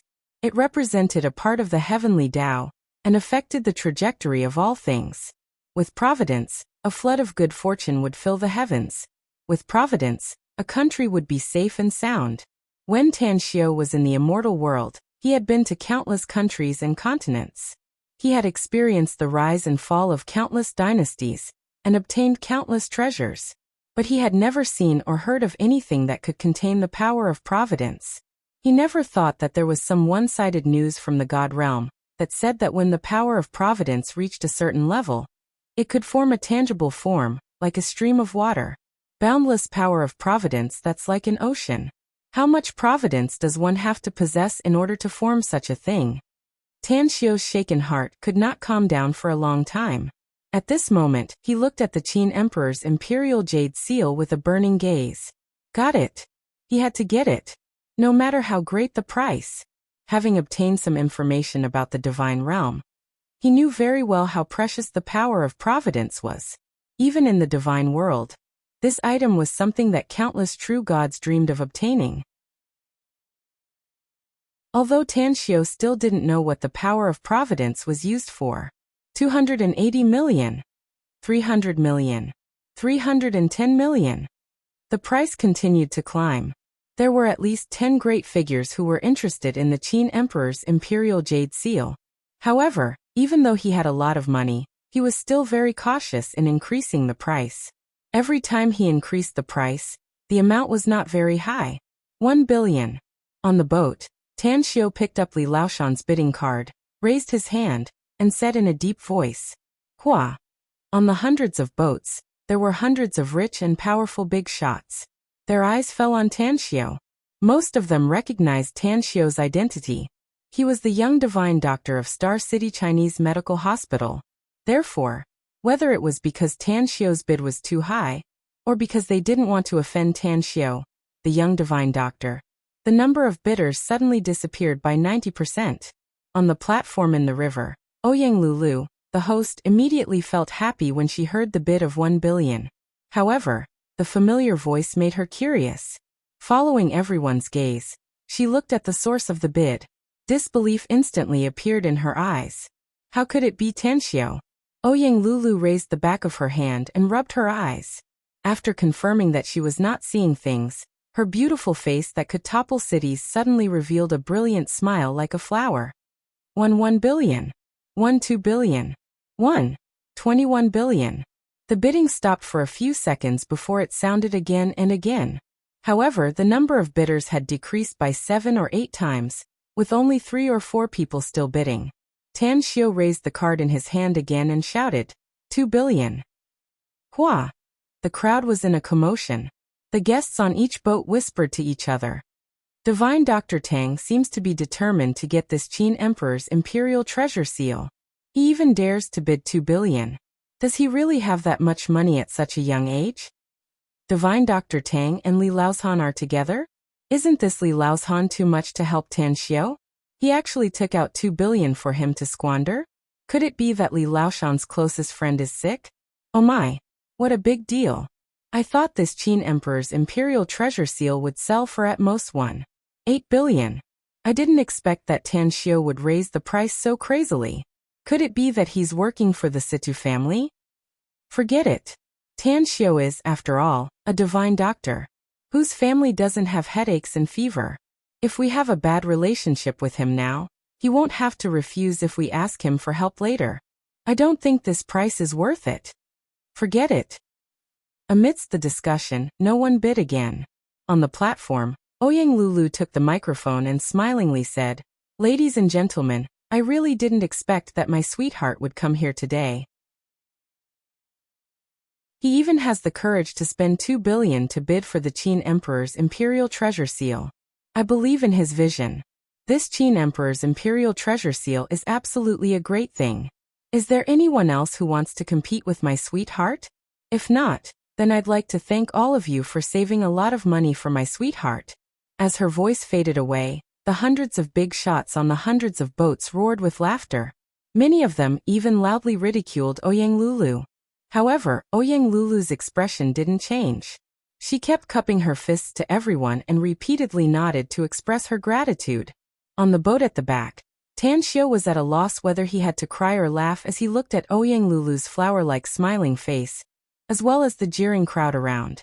He knew that Ouyang Lulu was like a wild horse with a fiery temperament, and an incomparably heroic temperament. But saying this now was simply touching a sore spot. Li Laoshan's laughter was very loud. He grabbed Tan Xiu's shoulder and loudly laughed. "Brother Tang, you're really lucky with women. I've long heard about this little princess of the Ouyang family. She's as arrogant as a queen and bold enough to cover the sky. But I didn't expect that she's more forthright than I thought. She even dares to announce the relationship between you two in public. What a blessing! What a blessing!" A smile hung on the corner of Wang Daoyuan's mouth as he said, "That's right. You're really lucky with women, Brother Tang. I didn't expect that you could meet a confidant in this auction. When you get married, this big brother will definitely give you a big gift." "Two big brothers, please don't listen to Ouyang Lulu's nonsense," said Tan Xiu with a forced smile. "We were friends, purely friends." "Shameless." Sijinin rolled her eyes at Tan Xiu and muttered in a low voice. Although Tan Xiu heard it, he was too lazy to argue with her. He directly pretended that he didn't hear it. He then looked at Ouyang Lulu and loudly said, "Hurry up. If no one wants to compete with me, quickly announce that the Qin Emperor's imperial jade seal is mine." Ouyang Lulu took the microphone and said with a charming smile, "It seems that our Tan Xiu can't wait any longer. Since no one else wants to compete with him, this Qin Emperor imperial jade seal will belong to our family. However, I haven't married into the family yet, so I don't have the financial power yet. So I can only ask the staff to pay for it. Next, let's auction the second item." Amidst the laughter of the audience, the auction of the second item began. More than a dozen items were auctioned one after another. The prices were not very high, and the highest item was only sold for tens of millions. Next, Tan Xiu had already traded with the Situ family's members who came by boat. After he transferred the money through the online bank, he naturally got the Qin Emperor's imperial jade seal. "Brother Tang, this Qin Emperor's imperial jade seal is indeed a treasure handed down from generation to generation. But you don't need to spend 2 billion to buy it, do you?" Li Laoshan came over and looked at the Qin Emperor's imperial jade seal in Tan Xiu's hand and asked. Tan Xiu let out a faint smile and said, "Money can't buy what I like. Since I've taken a fancy to this item, I think it's worth it no matter how much money I spend." Li Laoshan raised his thumbs up and praised, "Brother Tang, you're a man of temperament. I like this character of yours. Money can't buy what I like. It's definitely a wise saying." Wang Daoyuan, who was on the boat next to him, also nodded and praised. "That's right. One must live a free and unrestrained life in this world. Buy what one likes and do what one is happy about. Brother Tang may be young, but your thoughts are more thorough than ours. I admire you." "You're overpraising me, big brothers," said Tan Xiu with a faint smile. Sijinin was speechless toward Tan Xiu's performance. In her opinion, Tan Xiu's behavior was just a wastrel. Despite her deep resentment toward Tan Xiu, she was still somewhat distressed about the money. It was 2 billion. She was already complacent when her Su family had tens of millions in assets. But now, she didn't expect that Tan Xiu would be so rich to this extent. It must be known. Half a year ago, Tan Xiu was still a poor and foolish student. Not only was his family poor, but he also had a silly character. In less than half a year, he had unexpectedly undergone earth-shaking changes, which she couldn't figure out. However, she also faintly regretted that she treated Tan Xiu so badly in the beginning. If the relationship between the two families could be better, it would be a great fortune for the Su family after Tan Xiu had the ability. Especially when Tan Xiu was actually a descendant of the Tang family in the imperial capital. If her family knew about this in the past, perhaps they wouldn't have treated Tan Xiu and her aunt, Su Lingyun, coldly and humiliated them, but would have flattered them instead, right? This is what a fucking human heart is like. A bitter and astringent feeling arose in Sijinen's heart as she silently lowered her head. Although she still had a lot of hatred toward Tan Xiu, she felt more regret and a heavy reflection. Chapter 504.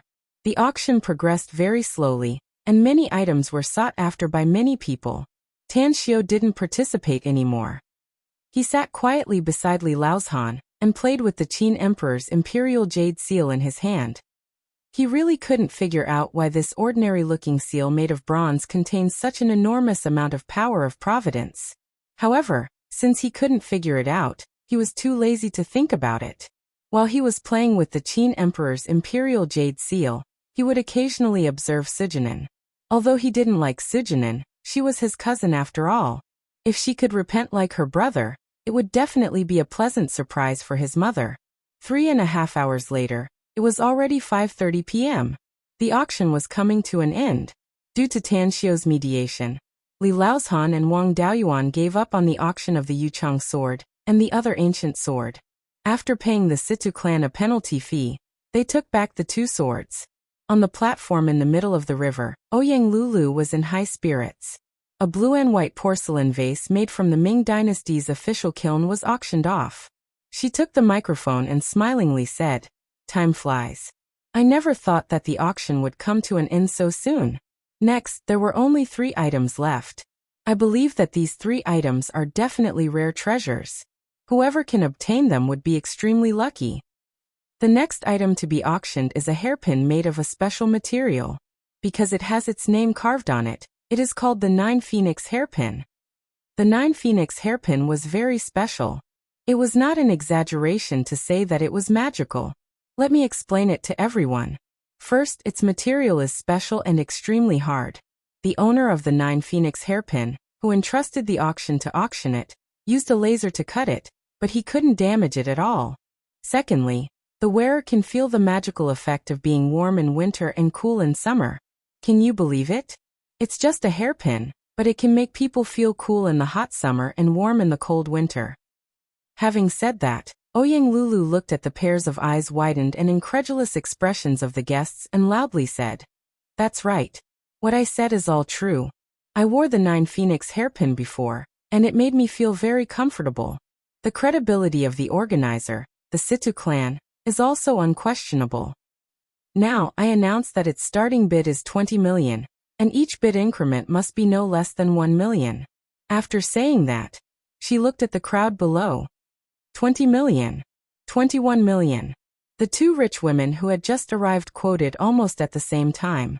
On the boat, when Tan Xiu heard the words, 9 Phoenix hairpin from Ouyang Lulu's mouth, his body slightly shook for a moment.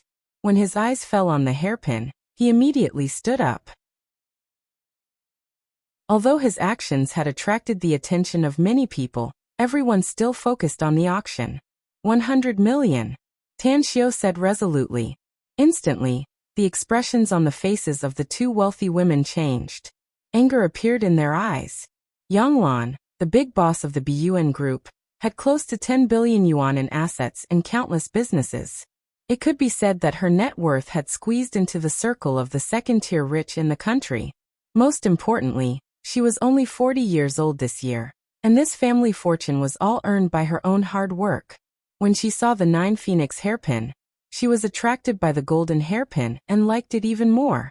Therefore, She had made up her mind to buy it even if she had to spend a lot of money.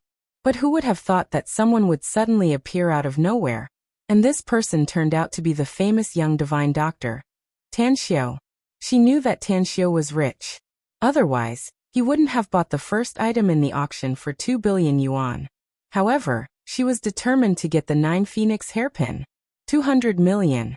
An indifferent voice came out of her mouth. 500 million. Tan Xiao bid again. His bid also caused a commotion among the people present. Yang Lan looked at Tan Xiao, stood up and said, "Divine Dr. Tang, I'm very curious. You're a dignified man, so why do you want to snatch this 9 phoenix hairpin from a woman like me?" "This 9 phoenix hairpin was originally mine," said Tan Xiao.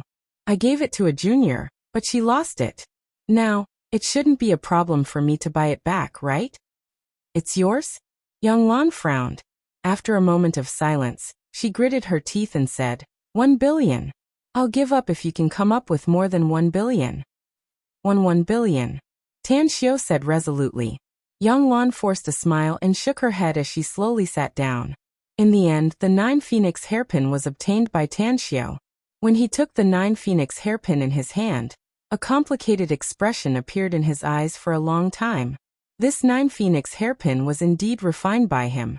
It was even a gift he gave to his beloved Xue Qingcheng, a top-grade immortal artifact. He couldn't figure out how this thing appeared on Earth, and was even obtained by someone else. However, he already had a faint guess in his heart that this matter should be related to Gu Yan. Now that he had bought the 9 phoenix hairpin, he would wait for Gu Yan to wake up and ask her the reason. "Brother Tang, was this 9 phoenix hairpin really yours?" Li Laozhan leaned over and curiously asked. "That's right." Tan Xiao nodded. "Not only is it mine, but I also made it myself. It's just that there are some things I can't figure out, so I bought it now. I'll slowly understand some things later." With a strange expression, Li Laozhan said, "It seems like there's a story behind it, no?" Tan Xiao smiled indifferently and said, "There's indeed a story behind it, but it's a private matter." Li Laozhan nodded and no longer talked about this topic. After all, it was not convenient for him to ask about Tan Xiao's private matter. He was just curious that Tan Xiao could actually make a hairpin. Moreover, the craftsmanship was so exquisite. Next, Tan Xiao didn't have much interest in the second auction item. Although the auction price was also hundreds of millions, it had nothing to do with him. On the auction stage, Ouyang Lulu's expression was a bit complicated. She knew that Tan Xiao had something weighing on his mind, and even buried a big secret in his heart. Yet he unexpectedly spent a lot of money to buy a hairpin today, which made her feel sour inside. After all, he was a man and didn't need a hairpin, so this hairpin must be related to a woman. The last item is the dragon-seeking plate. The organizer of the auction once told me that I'm not allowed to explain the dragon-seeking plate during the auction. Therefore, I'll directly announce its base price, 100 million, and each increment must be no less than 10 million. Now let the bidding begin. After Ouyang Lulu finished speaking, she picked up a 20 to 30 centimeter compass-like object. Dragon-seeking plate? What's that? The finale turned out to be this inexplicable thing? What's its origin? What function does it have? What the hell is the Situ family doing? Is this thing more precious than the Qin Emperor's imperial jade seal? Ridiculous. More than half of the hundreds of rich people present were talking about it. However, when the name of the dragon-searching plate was announced, 20 to 30 elderly people on the hundreds of small boats stood up. Even though the boats were rocking, they all stood perfectly straight. Their eyes were filled with passion as they stared unblinkingly at the dragon-searching plate. A small magic tool? Tan Xiao raised his brows. He was a bit surprised. It had been some time since he returned to Earth, but he had hardly seen a magic tool.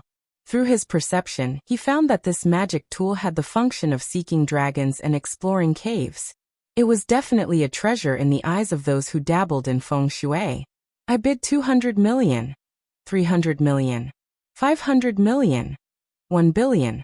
The price of the dragon-seeking plate skyrocketed. In just 4 to 5 minutes, the price had been raised to 2.4 billion. None of the bidders increased the price by less than 100 million. Li Laozhan, who was sitting next to Tan Xiu, was dumbfounded as he looked at those old men with different expressions. He gently touched Tan Xiu and asked in a low voice, "What's going on, Brother Tang? Who are these people? I've been paying attention to them before. Many of them have never bid for an item in this auction. They're just here to be bystanders. But now they're competing with each other for some unknown item. Even I'm afraid of the amount of money they're spending. What's going on here?" The dragon-seeking plate is used to find spiritual veins, ominous and spiritual caves, Tan Xiu said lightly. It's very easy to use it to explore ancient tombs. This thing is very precious in the eyes of those who dabble in feng shui. It's almost as precious as their lives. You mean they're all feng shui masters? Li Laozhan was shocked. I don't know. Tan Xiu shook his head. Li Laozhan gulped and no longer spoke. While he was talking with Tan Xiu, the price of the dragon-seeking plate was raised again to 3 billion. Old Ghost Jew, do you really want to compete with me? An old man looked at the old man who bid 3 billion and angrily asked. I'd rather go bankrupt and lose everything for the dragon-seeking plate, said the old man addressed as Old Ghost Jew resolutely and decisively. Fine, fine, fine. You win. The old man pointed to Old Ghost Jew and finally sat down with an unwilling expression. Old Ghost Jew then looked at the other two old men who were still trying to compete with him and said in a deep voice, You can increase the price as much as you want, but I must get this dragon-seeking plate no matter how much you bid. We've known each other for many years and you should know how important this dragon-seeking plate is to me. The two old men exchanged glances, and one of them unwillingly said, I'll bid 1 billion. I'll give up if your bid is higher than this number. 2 billion. Old Ghost Jew said again. The two old men fell into silence for a moment, and then sat down. They also hoped to get the dragon-seeking plate, but they also knew that they couldn't compare with Old Ghost Jew in terms of financial resources. They even knew that this dragon-seeking plate was the heirloom of the Zhu family more than 200 years ago. Compete? They could compete for it. If they joined hands, they could definitely suppress Old Ghost Jew in terms of financial resources. But they were well aware that once they did so, they would become enemies with Old Ghost Jew and would be watched by the Zhu family at all times in the future. Today, I present the third chapter. My ranking has fallen sharply. I beg for monthly votes to support me.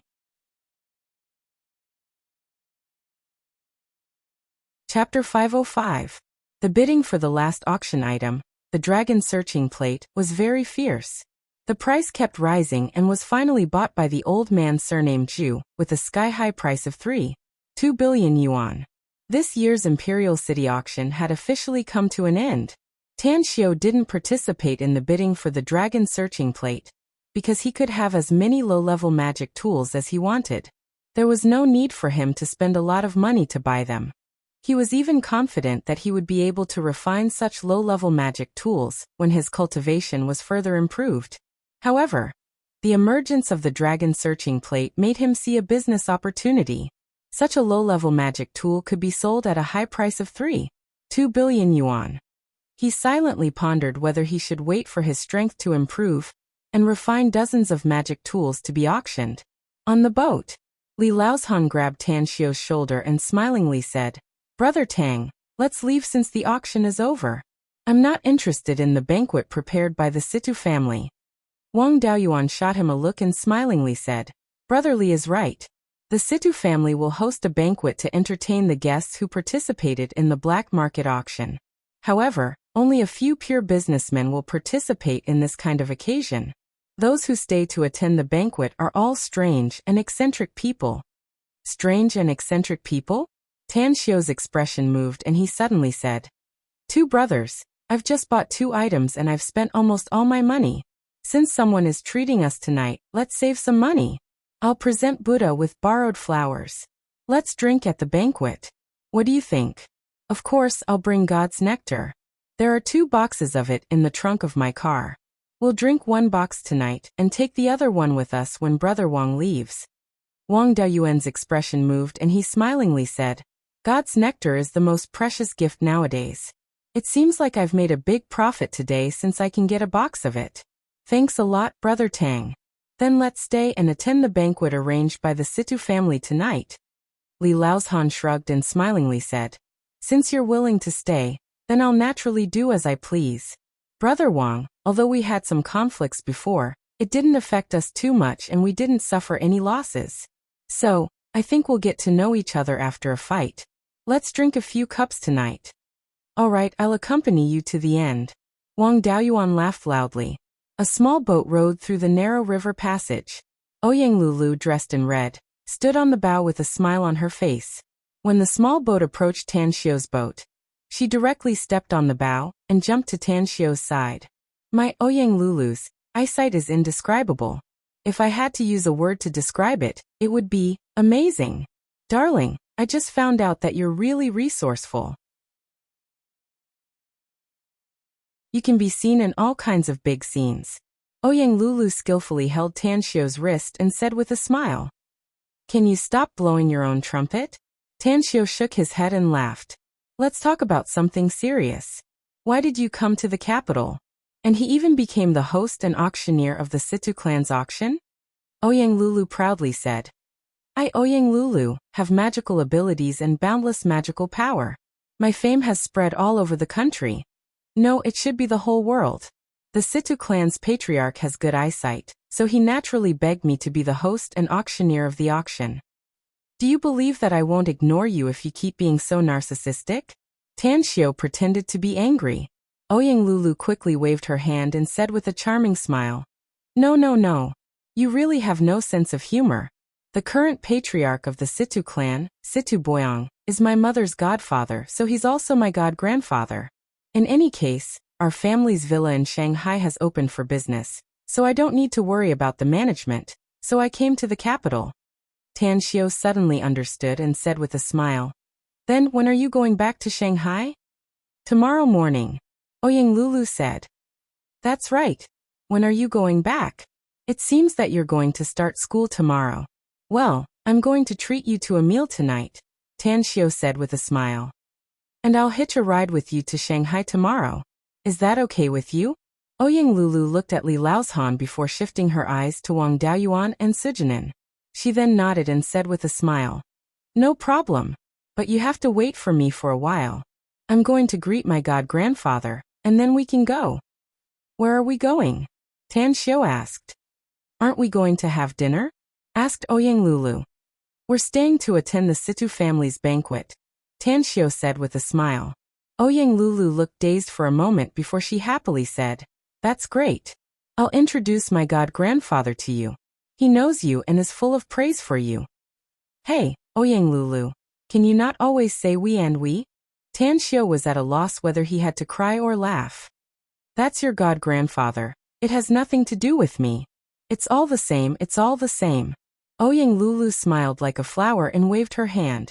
She immediately urged the staff to row the boat to the shore. Ouyang Lulu even shamelessly pestered Tan Xiu to ride his car, and rushed to the hotel where the Situ family prepared the banquet.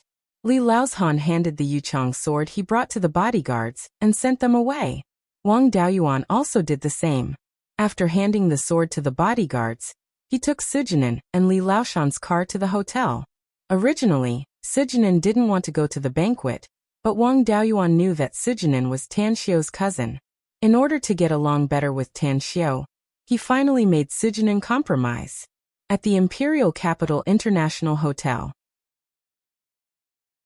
The banquet was held by the Situ family in the banquet hall on the 28th floor.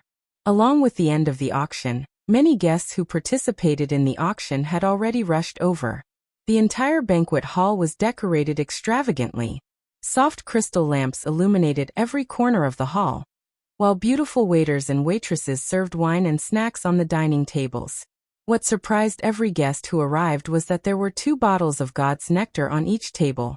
Next to the banquet hall, in a luxurious room, Situ Boyang was quietly reading the documents. He was over 60 years old, yet he was full of spirit and had a ruddy complexion. In front of him, a middle-aged man and a woman stood quietly with a smile on their faces. Dad Lulu's performance is good. Her gift of eloquence has finally been shown. Therefore, the auction held by the Situ family has auctioned many items at very high prices, much higher than what we originally expected. Situ Chow waited for Situ Boyang to read the documents and reported with a smile. It's indeed very good. Situ Boyang nodded with satisfaction. Ah, that's right. You're all back. Where's Lulu? Situ Chow forced a wry smile and said, Dad, Lulu saw her sweetheart. The auction has just ended and she went to look for him. Tan Xiao? Situ Boyang's expression moved and asked. Could it be that the young divine Dr. Tan Xiao also participated in the auction held by our family? Situ Chow nodded and said, That's right. He also bought 2 items at a high price, with a total value of 1 billion. 2 items? Situ Boyang was surprised. Could it be the Qin Emperor's Imperial Jade Seal and the 9 Phoenix hairpin? The total value of these 2 items is exactly 1 billion. Yeah, it's these 2 items, said Situ Chow with a smile. Situ Boyang nodded and smilingly said, I met your uncle Ouyang in Jingmen Island a few days ago and heard a lot about Tan Xiao from him. He's an amazing young man. He's indeed amazing, especially the magnificent Tang Corporation he founded. Its future development potential is simply enviable, Situ Chow said. Further, he's also a divine doctor, which is beyond my expectation. Lulu has always had her eyes set on the top of her head. If this Tan Xiao isn't good enough, I'm afraid it would be difficult for him to get her favor. Situ Boyang nodded and said, You'll get in touch with this Tan Xiao later. If he's really good, get closer to him. Situ Chow hesitated and said, Dad, but his identity. Situ Boyang waved and said, I know he's a member of the Tang family and his identity is very sensitive. But if our family wants to survive in the imperial capital, it's bound to be closer to some other families. Although the Tang family has been declining in recent years, a starving camel is still bigger than a horse. Once an outstanding talent emerges in the Tang family's offspring, I believe it's not impossible to revive the family's glory. Compared to the Tang family, the Yao family is too powerful. Even if our family tries to get close to them, I'm afraid forget it. Just do as I say. Situ Chow was silent for a moment and slowly said, Dad, do you want to get involved in the power struggle between the various forces in the country? I won't get involved, said Situ Boyang lightly. Situ Chow was puzzled and asked, Then what do you mean? Ouyang Lulu is my adopted granddaughter. The Ouyang family approves of the man she likes. Is it necessary for us to reject her? Do we need to avoid arousing suspicion? There's also Tan Xiao's identity as a divine doctor. If we deliberately keep a distance from him, that would be a problem. Do you understand?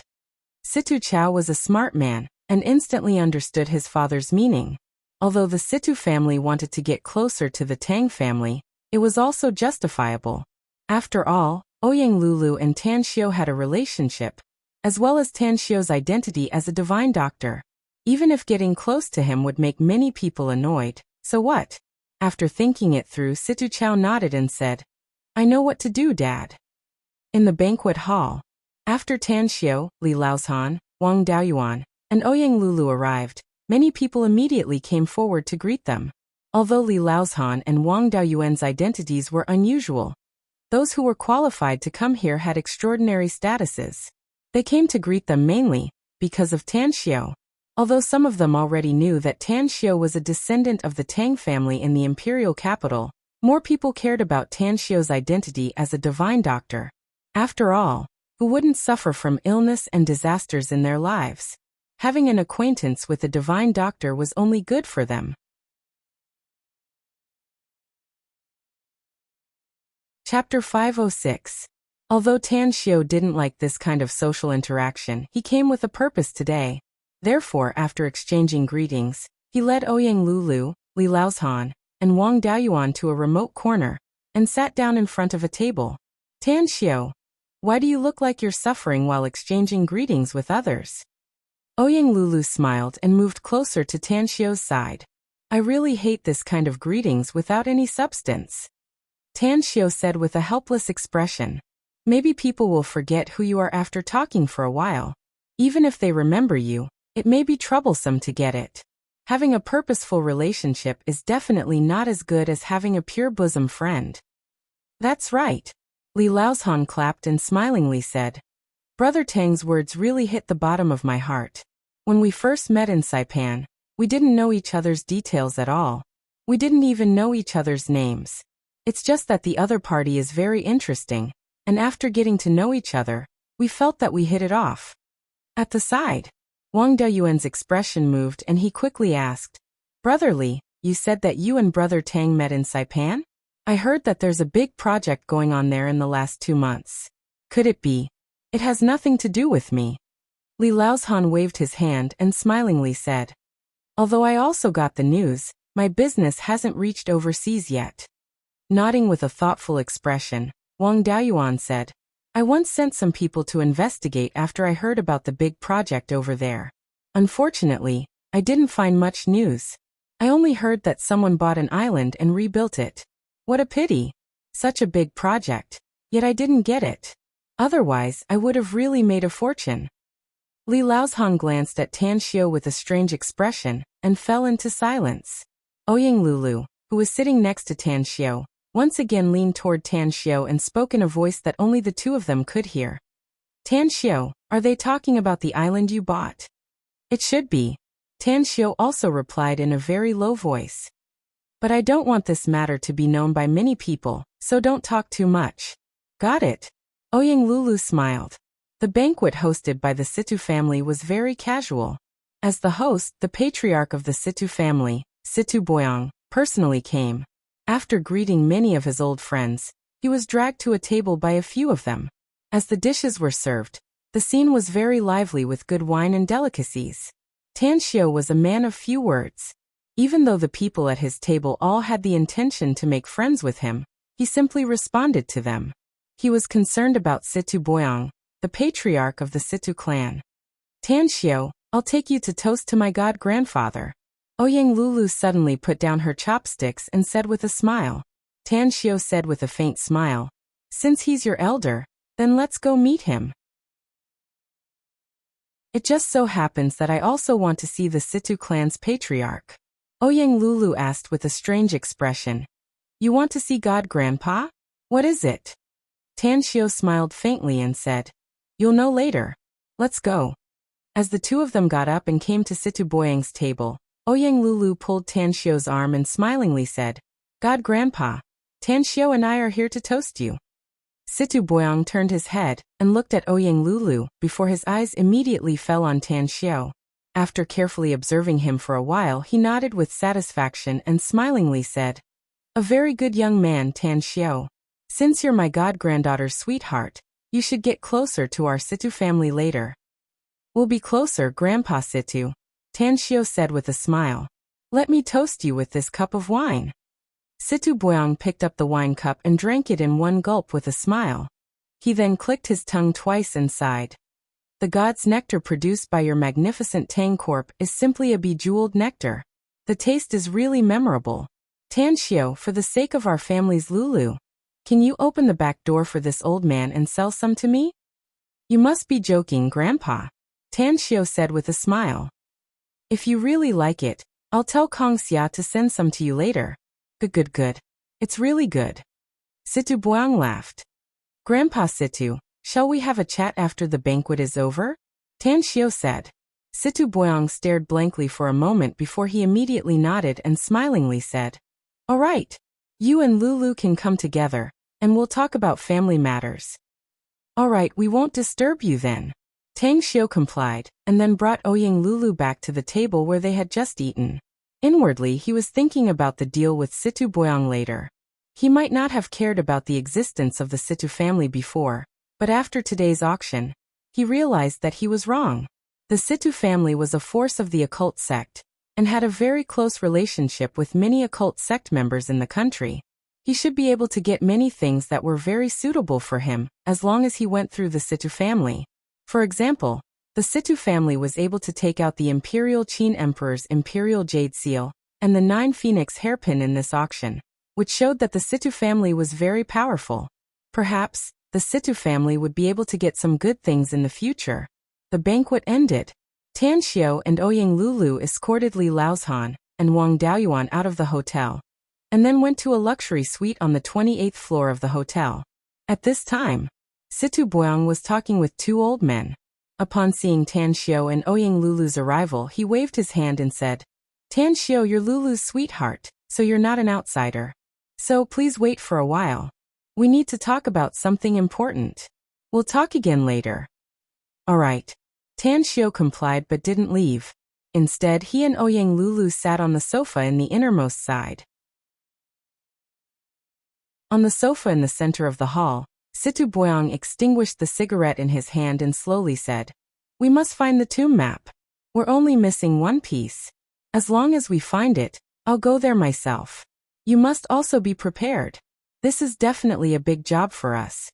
One of them, a lean old man in a Chinese tunic suit, nodded and said, Don't worry. We've actually prepared for it. Unfortunately, we have no way to determine the specific location. But Brother Situ, is your body capable of performing such a dangerous acupoint sealing mission? You two old geezers can do it, so why can't I? Situ Boyang proudly said. The three of us have searched hundreds of tombs, but we've never encountered an ancient tomb where we can't determine its origin and who's buried there. We absolutely can't let go of such an opportunity. The lean old man nodded and sighed. Yeah, it's a pity that the earth-drilling mouse died. That old geezer was selfish. If he had called the three of us earlier, maybe he wouldn't have died. Although he stole the Imperial Qin Emperor's Imperial Jade Seal from the ancient tomb, I really want to see the flying sword he mentioned before his death. Let's wait for the news. Even if we can't get the third tomb map, we must follow the general direction to find it. I believe that there must be a big secret hidden in the ancient Zong mountain range, said Situ Boyang slowly. Not far away. Tan Xiao's heart slightly moved as he listened to their conversation. A flying sword? Could it be a flying sword? But there's no one controlling the flying sword, so it should be a sword array. This kind of sword array should be very powerful. Could it be arranged by some powerful person? As Tan Xiao thought up to there, he immediately got up and came to the front of the three old men, saying, I just heard you say that there's a flying sword. I might know something about this situation. The two old men furrowed their brows and revealed displeasure in their eyes. Situ Boyang, however, raised his brows and smilingly asked, Since you said you know something, then tell us about it, Tan Xiao. A flying sword is the legendary flying sword of a cultivator, said Tan Xiao. If there's a flying sword in the ancient tomb you mentioned, but there's no living person inside, it means that someone has arranged a sword array with flying swords in the ancient tomb. And the person who can arrange such a sword array is definitely a powerhouse among cultivators, so the power of this sword array can't be underestimated. A sword array? The three old men were moved. They didn't expect that Tan Xiao actually knew about the existence of cultivators. Situ Boyang pointed to the empty sofa at the side and said, Tan Xiao, you know about cultivators, flying swords, and sword arrays, so you should know more about them, right? Tell us. After sitting down, Tan Xiao said, Cultivators have mysterious and unfathomable power and terrifying means.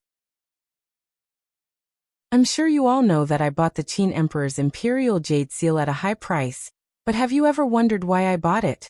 Situ Boyang pondered for a moment and said with a serious expression, Don't keep us guessing, Tan Xiao. Get to the point. As a matter of fact, the Qin Emperor's Imperial Jade Seal is a magic tool, a very powerful one at that. Tan Xiao lightly smiled. I can't tell you its specific function though, but what I can say is that I know a lot about magic tools and cultivators. I even have a way to break that sword array. Situ Boyang and the other two old men's complexions drastically changed. Shocked expressions could be seen in their eyes as they stared at Tan Xiao and didn't speak for a long time.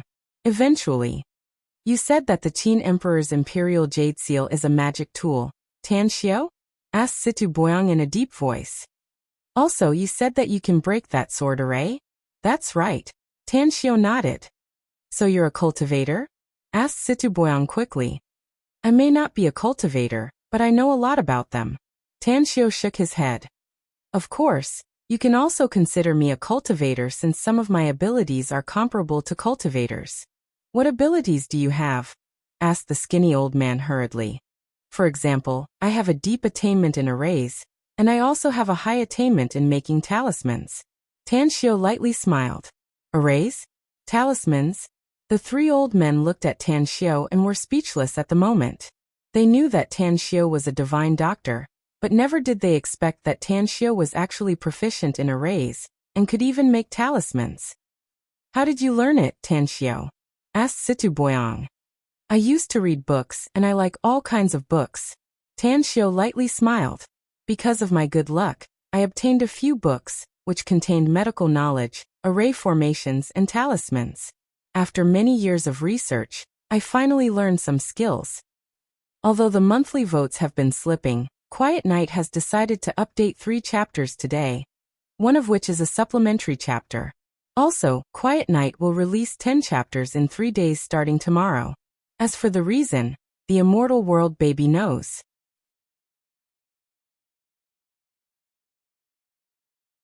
Chapter 507. Situ Boyang and the other 2 observed Tan Xiu's expression. They could see that Tan Xiu looked calm and didn't seem to be lying. All kinds of thoughts kept churning in their minds. The 3 of them had known each other for more than 50 years, so they were very familiar with each other. As they pondered and exchanged glances, the 3 tacitly understood each other's thoughts. Situ Boyang stroked his chin and said, Tan Xiu, since you're proficient in arrays, I wonder if you're interested in going with us since there's a sword array in the ancient tomb we're going to explore? Don't worry, we'll count all the harvest in the ancient tomb to you. I'm indeed interested in exploring. It's very exciting and fun. Tan Xiu lightly smiled. Since the 3 of you don't mind, then I'll go with you when the time comes. I can't guarantee anything else, but if we encounter an array in the ancient tomb, I'll crack it. As for the talismans, I'll also prepare them in advance. Tan Xiu, can you show us? Asked the lean old man. How? Asked Tan Xiu with a smile. We can't be sure whether you're really proficient in arrays or not, but you said you can make talismans. How about you make one tonight and let us see it? Said the lean old man. I need a brush, ink and paper, said Tan Xiu without hesitation. The paper is yellow paper, and the ink is cinnabar ink. The 3 of you are old and you often go to unclean places, so it's inevitable that evil qi will invade your bodies. I'll make 3 evil-repelling talismans to ensure that you won't be invaded by evil qi in the future. The 3 of them were overjoyed upon hearing it, and their attitude toward Tan Xiu turned a bit closer. Evil-repelling talismans. It was the most important thing in the strange doors. Although each of their families had evil-repelling talismans handed down, the number of evil-repelling talismans in their families had been reduced to the extreme with the passage of time. For example, the Situ family only had 3 evil-repelling talismans left. The other 2 families were not as good as the Situ family. Although it was very late now, the Situ family could easily find what Tan Xiu needed with their ability. Ouyang Lulu, on the other hand, sat at the side and didn't speak. At this moment, her eyes had already been replaced by extraordinary splendor. Even though she felt that she already had a great understanding of Tan Xiu, she still never imagined that Tan Xiu was actually able to craft talismans. He could even walk into the circle of the elders of the strange doors. Outstanding. She felt that Tan Xiu was simply too outstanding. He was simply perfect and flawless. When the brush, ink, paper, and inkstone were brought to Tan Xiu, she and the other 3 old men sat quietly at the side, watching Tan Xiu concentrate on drawing the strange characters. His painting technique was as smooth as moving clouds and flowing water. His brushstrokes were like dragons and snakes, and his words were like dancing dragons and dancing phoenixes. Although they looked extremely complicated, there was an indescribable charm to them. Half an hour later, Tan Xiu made 3 evil-warding talismans. The talisman looked ordinary, but when Situ Boyang and the other 2 held it in their hands, they could feel a chill in their hands. That's right, it's an evil-warding talisman. Situ Boyang's eyes lit up, and his eyes were rippling with excitement. The lean old man's skinny palm slightly trembled while holding the evil-warding talismans. His wrinkled face was full of excitement as he muttered to himself, "It's been 100 years. I've never heard of anyone being able to make these evil-warding talismans. The number of people in our strange doors is very small, and the things passed down by our ancestors are even fewer. I thought that this kind of evil-warding talisman would only be used once, but I never thought that our strange doors' evil-warding talismans could be made even more." Another old man with a sarcoma on his forehead nodded repeatedly and said, "That's right. With these evil-warding talismans, Divine Dr. Tang. No, Grandmaster Tang can be considered as a member of our strange doors. The three of you are Tang Xiu's seniors, so it's reasonable to say that you know more than me," said Tang Xiu with a smile. "If there's anything I don't understand in the future, I hope you can give me some pointers." Situ Boyang moved his eyes away from the evil-warding talisman with difficulty. His eyes then fell on Tan Xiu's face and said with a serious expression, "Can we make a deal, Tan Xiu?" Tan Xiu's expression moved and asked, "You mean you want to make a deal with me with these evil-warding talismans?"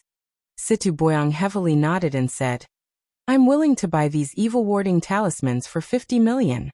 I don't need a lot of them. 100 is enough." 100? Tan Xiu's mouth fiercely twitched a few times. 50 million for one evil-warding talisman, and 100 of them would be 5 billion. How could this thing be so valuable in the eyes of these strange doors people? The lean old man also said without hesitation, "My Jinmen clan needs 50 of them. The price is also set at 50 million each. What do you think, Grandmaster Tang?" "I also need 50 of them," another old man said in a deep voice. Tan Xiu stared blankly at the three of them. A wry smile filled his heart. Had he known earlier that he could make so much money by relying on these evil-warding talismans, he wouldn't have bothered to do business. It must be noted that this evil-warding talisman was not the only one he could make. With his current cultivation, he could also make dozens of other talismans. If each of them could be sold at such a price and in such quantity, he would probably become one of the richest people in the country, wouldn't he? Tan Xiu looked at the lean old man and the old man with a sarcoma on his forehead and asked, "How should I address these two seniors?" "Jinmen Tian. Li Yuan." "Senior Jinmen, Senior Li," said Tan Xiu. "Give me 3 days and I'll definitely hand over 50 evil-warding talismans to each of your clans."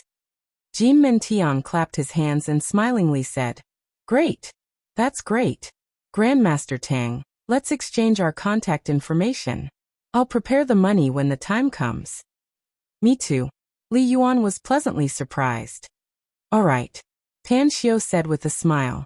At the side, Situ Boyang looked at Tan Xiu in a daze. Suddenly, he seemed to realize something and said, "Two brothers, the matter we discussed has been decided. We'll immediately set off to the ancient tomb after we find the third map. If we can't find it before the end of December, we'll rely on the 2 maps and the general direction to find it." "No problem. I'll inform Grandmaster Tang when the time comes." Jinmen Tian nodded. "If so, then I won't keep you two for long." Situ Boyang nodded. Jinmen Tian and Li Yuan exchanged glances and tacitly got up to bid farewell. In the living room of the luxury suite, only Tan Xiu and Ouyang Lulu were left. Situ Boyang returned to Tan Xiu and took a seat, saying, "Tan Xiu, you said you wanted to talk to me before. What is it?" Tan Xiu said with a smile, "Grandpa Situ, your Situ family has been running the imperial capital's black market auction for so many years. You should have some special channels to find those strange and bizarre things. Can we discuss this? If your Situ family can find those things and let me pick them in advance, I'm willing to spend a lot of money to buy them. Of course, if you don't want to, we can also cooperate in other ways." Situ Boyang squinted his eyes and asked, "Tell me about other ways of cooperation." "For example, exchanging items," said Tan Xiu. "You mean you want to use the evil-repelling talisman to exchange for the things you like?" asked Situ Boyang. "Not only the evil-repelling talisman, but I can also take out several other talismans." Tan Xiu shook his head. "For example, the ice talisman, the raging flame talisman, the lightning talisman, and the healing talisman." Situ Boyang suddenly got up and exclaimed with a horrified face, "You can make so many talismans? You, what kind of ancient books did you get?" You don't need me to tell you what kind of ancient books I got," said Tan Xiu with a smile. "I just want to ask you if you're willing to cooperate with me like I said." Situ Boyang gasped a few times and resolutely said, "No problem. As long as you can really take out these talismans, the Situ family's treasure vault will be open to you." "Then let's happily decide," said Tan Xiu with a smile. As for the evil-repelling talismans you want to buy, I can promise to sell 100 of them to you. But I have a condition. Say it. Situ Boyang's eyes turned red at the moment. His Situ family was one of the occult families, and they needed these magical talismans very much. At this moment, he would agree even if Tan Xiu asked for his life. Because once the Situ family could get so many talismans, it would definitely make the Situ family's strength soar, and give more benefits to the future generations. You should already know that I spent 3.1 billion to buy the Qin Emperor's Imperial Jade Seal and the 9 Phoenix Hairpin, said Tan Xiu. The total value of 100 evil-repelling talismans is 5 billion. I only need the Situ family to return the 3.1 billion to me and let me pick 2 things from your Situ family's treasure vault. Then our deal will be considered complete. Situ Boyang stared blankly. After pondering for a while, he shook his head and said, Tan Xiu, perhaps you don't know what's in our Situ family's treasure vault. But I can tell you that the value of many things inside can hardly be measured with money. Cold Ice Talisman, Raging Flame Talisman, Lightning Talisman, and Healing Talisman, said Tan Xiu. Add 5 talismans for each of the 4. I want to choose 3 items. Situ Boyang's complexion constantly changed as countless thoughts churned inside his mind. The conditions put forward by Tan Xiu caught him off guard. He was excited and nervous at the same time. But more than anything else, he could see that the Situ family was about to move towards glory, and their status in the occult doors would rise steadily in the future. Could he agree to it? If he didn't, let alone the Cold Ice Talisman, Raging Flame Talisman, Lightning Talisman, and Healing Talisman, he wouldn't even be able to get the evil-repelling talisman. But if he agreed to it, then those things in the treasure vault, especially those things, would be picked by Tan Xiu. A few minutes later, Situ Boyang looked up as if he had made up his mind. He looked at Tan Xiu and said, I agree, but you must promise me one thing. Please say it. Tan Xiu was delighted inwardly. Since Jin Mentian and Li Yuan already know that you can make evil-repelling talismans, then forget it, said Situ Boyang. But you must never let them know about the other 4 talismans. If you want to sell those 4 talismans, you must go through our Situ family. Our Situ family will take a 10% commission for every transaction in the future. Deal. Tan Xiu clapped his hands and said with a smile, Don't forget to throw down your monthly ticket, dear.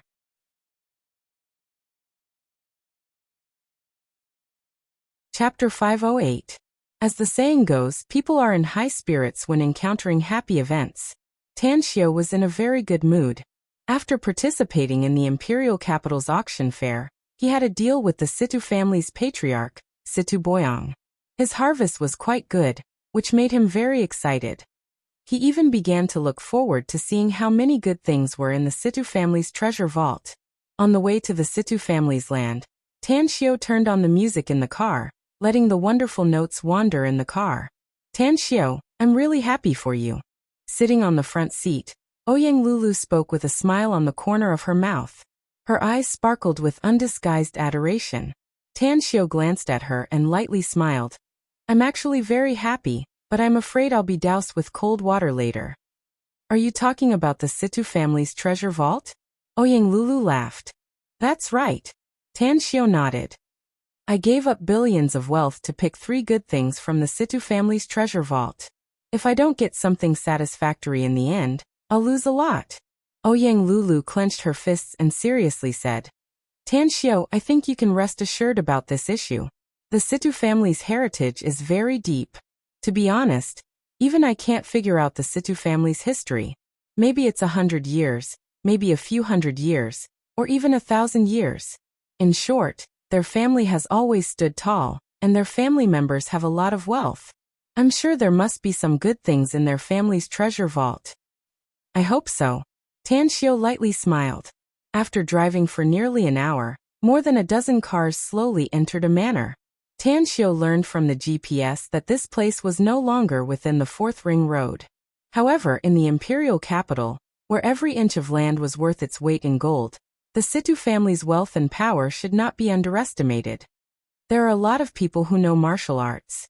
Even though it was late at night, after the Land Rover SUV entered the Situ family's manor, Tan Xiu could still see a lot of security guards scattered at the intersections of the internal roads. At the same time, he would occasionally see patrols passing by. These people didn't carry electric batons or anything like that. Instead, they carried cold weapons like knives and swords on their backs. If they hadn't known that this was the Wuxia of the new era, they would have thought they were in the Jianghu era where ancient heroes roamed the land. Tan Xiu scanned them with his spiritual consciousness and found that these people all had daggers or firearms on their waists. Tan Xiu, the Situ clan's villa is not bad, right? This villa was the size of 2 regular football fields, and there were a total of 12 luxurious villas of different styles. We are walking inside, and the innermost luxurious villa is the Situ family's conference building. Ouyang Lulu was very familiar with the Situ family and slowly introduced it to Tan Xiu. When the convoy split up at a fork in the road, Situ Chao had already gotten out of one of the cars and pointed at the car that was driving ahead. After Tan Xiu got the hint, he continued to drive forward and soon arrived at the innermost part of the Situ clan. At the center of the Situ clan's villa was not a fountain square, but a European-style luxury villa. The 3-story luxury villa covered a large area and was surrounded by a 2-meter-high wall with an electric fence. In front of the only big iron gate in the south, 4 strong security guards were seriously standing guard. "Get off!" After Tan Xiu parked the car, he glanced at Ouyang Lulu and said. At this moment, Situ Boyang also got off the car. Seeing Tan Xiu and Ouyang Lulu approaching, he faintly smiled and said, "Lulu, the Situ clan has a rule that outsiders are not allowed to enter unless it's a special and important matter. You may be my adopted granddaughter, but we can't break the ancestral rule. You stay outside. Tan Xiu, come with me." Ouyang Lulu understood Situ Boyang's words since her Ouyang family also had such an important place that outsiders were forbidden to enter. After nodding, she waved and said, "Tan Xiu, I'll go to my place first. It's a villa in front. Remember to find me after you're done with your business." "All right." Tan Xiu nodded. As Ouyang Lulu left, Situ Boyang smilingly said, "Come with me, Tan Xiu. I hope you'll always keep what you've seen and heard in my Situ family in your heart." "I understand." Tan Xiu gently nodded. As the electric iron gate slowly opened, Situ Boyang led Tan Xiu inside. Inside the courtyard, there were still 4 stalwart men standing guard. Tan Xiu found that there were at least 20 experts inside and outside this luxurious villa. Interesting. There's even an elevator in this 3-story villa. Tan Xiu followed Situ Boyang to the elevator door on the left side of the hall, and said with a faint smile. Situ Boyang faintly smiled. As the elevator door opened and the 2 of them stood inside, he reached out and pressed the button below the 3-story display. Almost automatically, the place that couldn't be seen before suddenly lit up with a red light, showing the number -1 floor. Additionally, Situ Boyang leaned toward an LCD screen to verify his retina before the elevator began to descend. Creak! As the elevator stopped and the door slowly opened, a long corridor appeared in front of Tan Xiu. After the 2 of them walked out of the elevator, Situ Boyang pointed to the corridor in front and seriously said, "This is the Situ family's treasure vault. There are a total of 8 rooms on both sides of the corridor. The 4 rooms on the right side in front are used to store gold, silver, and jewelry, the wealth accumulated by the Situ family for generations. The 4 rooms on the left side are the rare treasures of the Ouyang family. I've ordered people to open the doors of the 8 rooms. You can enter any room at will and pick 3 things you like. Won't you come with me to have a look?" Tan Xiu asked with a smile. Situ Boyang forced a smile and said, "I won't go with you. I'm afraid that I'll be distressed if you pick something good. I'll wait for you here." Having said that, he walked to the sofa and directly sat down. Tan Xiu took a deep breath and walked inside. He had spent billions to get this opportunity, so he didn't want to waste his time. At the same time, he also released his spiritual sense. As Situ Boyang said, the 4 rooms on the right side stored a huge amount of gold, silver, and jewelry. The first room on the left side was filled with antiques, calligraphy, and paintings. There were a lot of things in the remaining 3 rooms. After all, each room was 40 to 50 square meters in size. There was a row of cabinets on the walls around the room, with 2 rows of long glass tables in the middle. The things inside were clearly visible under the soft illumination of the light. Ha! Tan Xiu's expression slightly moved. He directly strode into the second room on the left side, and deliberately looked around for a few minutes. He constantly observed the things and finally came to the item that had been locked by his spiritual sense. It was an ancient bronze lamp with a rusty surface. It was inconspicuous among the many items in the room. However, Tan Xiu keenly observed that there was a Buddhist sarira inside the ancient bronze lamp. This Buddhist sarira had been specially refined by someone. Even though it had been in the ancient bronze lamp for many years, the spiritual power inside it was still intact. What surprised Tan Xiu even more was that someone had carved a Buddhist cultivation method on the Buddhist sarira. Although the method is ordinary, it is indeed not easy to achieve this step on Earth, where there are no immortals. The grade of this ancient bronze lamp should be at the level of a pseudo-immortal artifact. It seems that there were indeed powerful cultivators on Earth. It is even possible that there were immortals who ascended from Earth in the immortal world. Tan Xiu pondered for a moment, and put away the ancient bronze lamp. Although he still didn't know what effect this ancient bronze lamp had, it was still a pseudo-immortal artifact. If he could make use of it, it might be of great help to him in the future. In the corridor outside the elevator, Situ Buole, who was sitting on the sofa and smoking, suddenly moved his ears. He had put on a headset at the moment, and the sound coming from it made his expression become strange.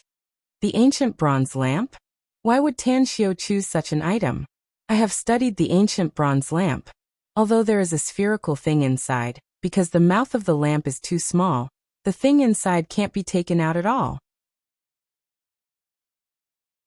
The ancient bronze lamp is very hard and belongs to the level of an antique, so it was left in the family's treasure house. Could it be that Tan Xiu knows the origin of this ancient bronze lamp? Situ Buole frowned as he thought about it.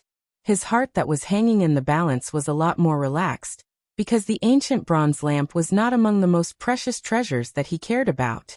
In other words, even if Tan Xiu chose more precious things later, he could only choose two. Soon, Tan Xiu came out of the second room on the left. After entering the third room, he glanced at the right corner, and then looked around casually. The Situ family really stored a lot of rare treasures. Tan Xiu secretly estimated that if the rare treasures in any room were to be sold, they could sell for a good price. If the Situ family wanted to, they could exchange all the things in this treasure house for RMB.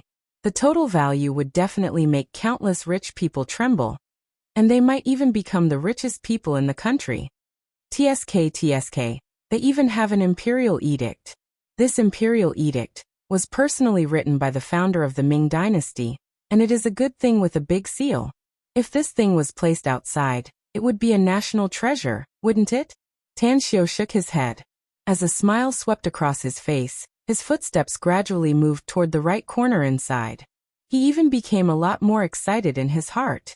However, no matter how excited he was, he did not want to show it, because he clearly found that there were extremely hidden surveillance cameras in every room. Therefore, he knew that his every move inside was probably being monitored by the people of the Situ family. There are still 90 essentials in the book review section, and 500 points will be rewarded. Please leave active comments in the book review section. On the last day, I plan to distribute all the essentials and points. Finally, I urgently need monthly votes.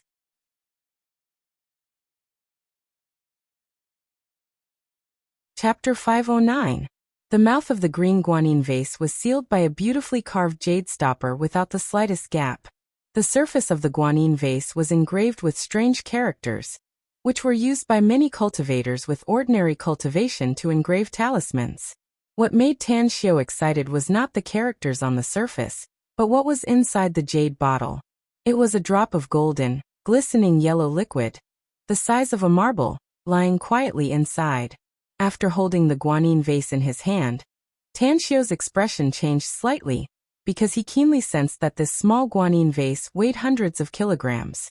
If it was an ordinary person, even if they exerted all their strength, they would not be able to lift it. Ha! Tan Xiu frowned. To his surprise, he could not pull the jade stopper at the mouth of the vase with his strength of 10,000 kilograms. After observing for a moment, Tanxiu finally realized that the runes engraved on the surface of the vase actually formed an array formation on the surface. This array formation was very strange.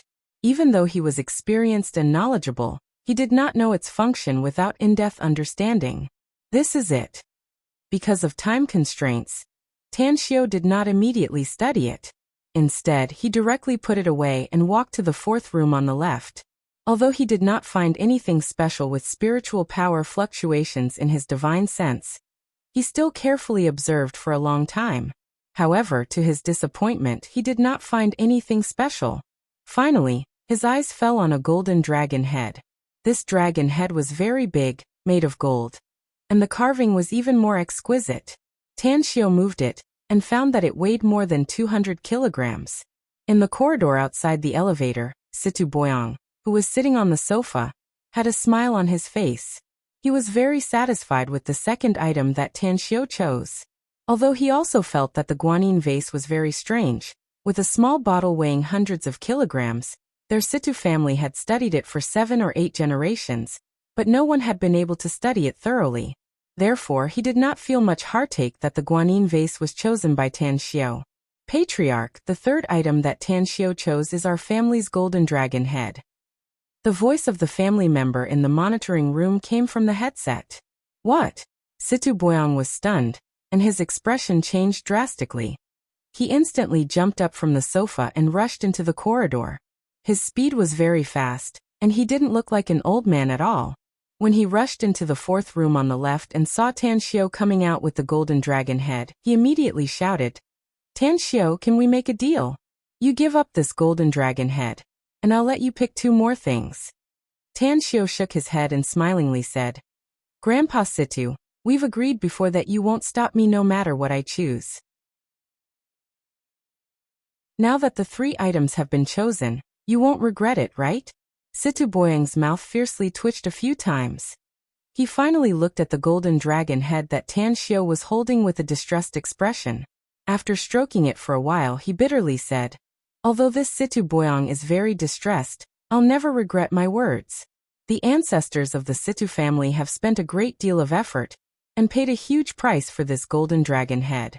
It almost caused the Situ family to be exterminated hundreds of years ago. I never thought that I would lose it in my hands today. Isn't it just a golden dragon head cast from gold?" Tanxiu smilingly said. "Your Situ family has a lot of gold. At worst, you can just cast it again. What the hell do you know?" Situ Boyang opened his mouth and finally shook his head with a bitter expression.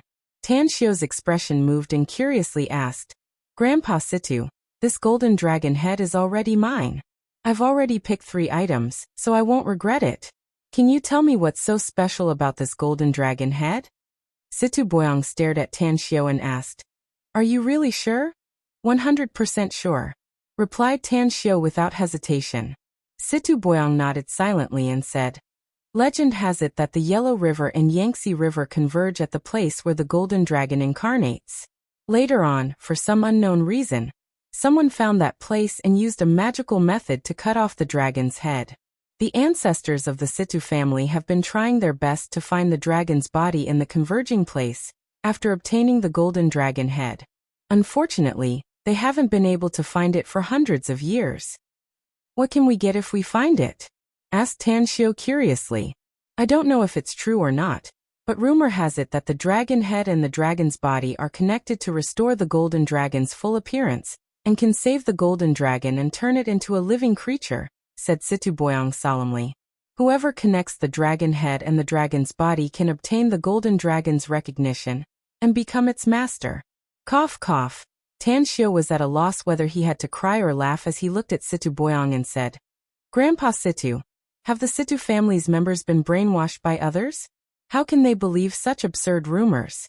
This golden dragon head is completely cast from gold, but the carving is exquisite and lifelike. That's why I don't know if it's true or not," said Situ Boyang with a forced smile. But everyone in the strange doors agrees with this statement, because there are countless magical things in the boundless world. If the rumor is false, we'll only be disappointed at most. But if it's true, I believe I don't need to tell you how much benefits our Situ family can get, right?" Tanxiu nodded with a smile and said, Alright, this absurd rumor of your Situ family will be interrupted from today onwards. Your family doesn't need to waste money and effort to find it later. I'll take this thing away and give me 10 days to hand over all the talismans I promised you to the Situ family. However, I hope you can send someone to Demonic City to get them when the time comes. Situ Boyong nodded and sighed. Compared to this golden dragon head, I value those talismans more. Since we've agreed on this beforehand, these 3 items are all yours. Just put them here first. I'll send someone to help you carry them out. No need, said Tan Xiao with a smile. Please help me carry the ancient bronze lamp and the guanyin vase. I can carry this golden dragon head. Do you think I can carry that guanyin vase? Situ Boyong forced a smile. Tan Xiao stared blankly for a moment before he couldn't help laughing and said, Indeed, this guanyin vase is very strange. I found that it's heavier than this golden dragon head. Alright. I'll have to trouble Grandpa Situ to send someone to move this golden dragon head to my car. Alright, Situ Boyong replied. 10 minutes later, the 4 stalwart men moved the golden dragon head to Tan Xiao's Land Rover. Since the trunk couldn't fit it, Tan Xiao brutally tore the back seat of the car and put the golden dragon head inside. As for the guanyin vase and the ancient bronze lamp, he quietly put them into his interspatial ring. Tan Xiao, go to Lulu's place. She's waiting for you. Situ Chao had already arrived and was waiting outside the courtyard. With a distressed expression, he looked at the 4 clansmen putting the golden dragon head into Tan Xiao's car. Only then did he try to calm down his mood and squeezed out a smile. With this thing in the car, I don't dare to leave easily, Tan Xiao said with a smile. Anyways, I'll call Lulu and ask her if there's anything else. If there's nothing else, I'll go back first. After saying that, he dialed Ouyang Lulu's number and told her about the golden dragon head. She didn't ask Tan Xiao to go to her place, but told Tan Xiao to be careful on the road. It was already midnight when he returned to the Tang family's ancestral residence. To Tan Xiao's surprise, his grandfather, Tang Guosheng, and his father, Tang Yunda, were still awake. Both of them were sitting on the sofa in the living room and chatting. The fragrance of tea filled every corner of the living room. Grandpa, Dad, you haven't rested yet? After entering the door, Tan Xiao said with a smile. You're going back to Shanghai tomorrow, aren't you? Tang Guosheng said with a smile. That's why we're waiting for you and have a chat with you. That's right, where did you go today? Ding. Tang Xiao's cell phone's ringtone sounded as several text messages were sent at the same time. He didn't hurry to reply to Tang Guosheng. Tan Xiao took out his mobile and looked at it. A strange expression suddenly appeared on his face. It was because he found that 2 huge sums of 2.5 billion had been transferred to his account. Moreover, the remaining 2 short messages were sent by Jin Mintian and Li Yuan. They said that they believed in Tan Xiao's character and transferred the money to him in advance. Tan Xiao looked up and said with a smile, I went to participate in a black market auction and got a good harvest. Tang Guosheng's expression moved and asked, Did you participate in the Imperial City's auction held by the Situ family? That's right, Tan Xiao said with a smile. The Situ family has a deep heritage and it's very difficult to estimate their family's strength. It's estimated that even our Tang family is not much stronger than the Situ family. Every few years, they hold an auction in the Imperial City. To put it bluntly, it's a black market auction.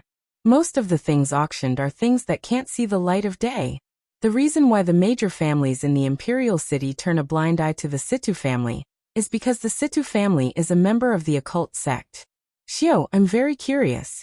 Why did you think of participating in the auction held by the Situ family? Tan Xiao told him about Li Laoshan's request for help. Finally, he said with a smile, I didn't expect that Wang Daoyuan would turn hostility into friendship with Li Laoshan so easily. However, since their matter has been resolved, it can be said that I've accomplished my mission. You did a good job. Tang Guosheng nodded and smilingly said. That's right, you haven't told me what harvest you got today. The Qin Emperor's Imperial Jade Seal and the 9 Phoenix hairpin. Tan Xiao said with a smile. I spent 3.1 billion to buy these things in the auction. What? Tang Guosheng and Tang Yunda looked dull at the same time. 3 1 billion? He actually dared to spend 1 billion in an auction? Wasn't this too extravagant? If he could make money, he could spend it. Tang Guosheng suddenly felt that he had made a mistake by handing over 50 billion yuan to his grandson. He spent so much money that even 50 billion wouldn't be enough for him to toss and turn.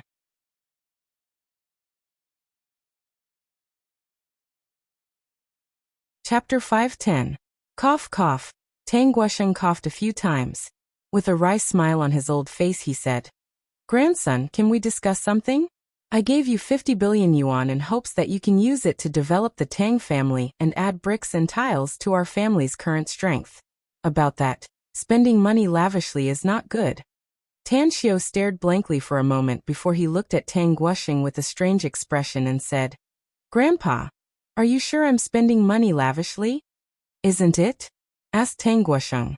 Tan Xiao spread out his hands and said, "Since you think I'm spending money lavishly, then listen to me first. After the auction, I had a private talk with the Situ family's patriarch, Situ Boyang, for a long time and also made a deal. No, it should be 3 deals. Take a look at the text messages on my mobile phone. 2 sums of money have just arrived, 5 billion yuan each, for a total of 5 billion yuan. The 1 billion yuan that the Situ family promised me has yet to arrive." Tang Yunda quickly grabbed the phone and read the few short messages on it. His mouth was wide open, and his eyes were filled with disbelief. Although he knew that his son was capable, he never thought that his precious son could get such a huge sum of money in just one night.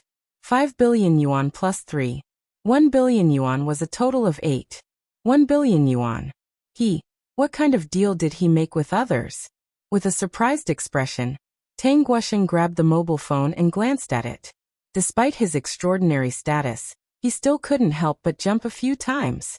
After being silent for half a minute, he returned the mobile phone to Tan Xiao and asked, "Xiao, I don't believe that a pie falling from the sky will fall on your head.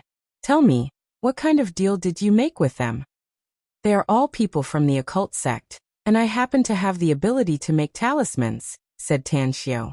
"Therefore they bought a total of 200 talismans from me." Upon hearing this, Tang Guosheng's eyes almost popped out of their sockets. He raised his arm in disbelief and pointed at Tan Xiao, saying with a trembling voice, You can actually make talismans? How is this possible? In this day and age, how could there be someone who knows the method of crafting talismans?" Tan Xiao smiled faintly and said, "Grandpa, you don't need to make such a fuss. Isn't it just making talismans? I know many other things. However, in order to avoid trouble, I had to conceal my strength and bide my time." "That's right, you can say that." Tang Guosheng and Tang Yunda looked at each other. Both father and son were rendered speechless by Tan Xiao's words. "What do you mean by a faint pretentious style?" This was it. Tan Xiao patted his forehead. He seemed to recall something and smilingly said, "That's right. I also went to the Situ clan's treasury and got some good things. One of them was in the car in the front yard. Grandpa, do you want it? Golden dragon head." "Since it's something given by my grandson, I naturally have no reason to refuse it," said Tang Guosheng with a faint smile. "Come on, I need to go out and take a breather. Let's go to the car in the front yard and see what kind of golden dragon head it is." Upon hearing it, Tang Yunda smiled and said, "I also need to take a breather, Dad. This brat, it's like I'm riding a roller coaster. It's too stimulating." Quickly, the 3 generations came to the front yard. Tang Guosheng, who was in a good mood, came to the Land Rover SUV. He watched as Tan Xiao opened the door. He stretched himself comfortably and didn't rush to look inside the car. Instead, he raised his head, took 2 deep breaths, and then said with a smile, "The weather tonight is good. I've lived in the imperial capital for so many years, but it's rare to see a sky full of stars at night." "Indeed." Tang Yunda chuckled.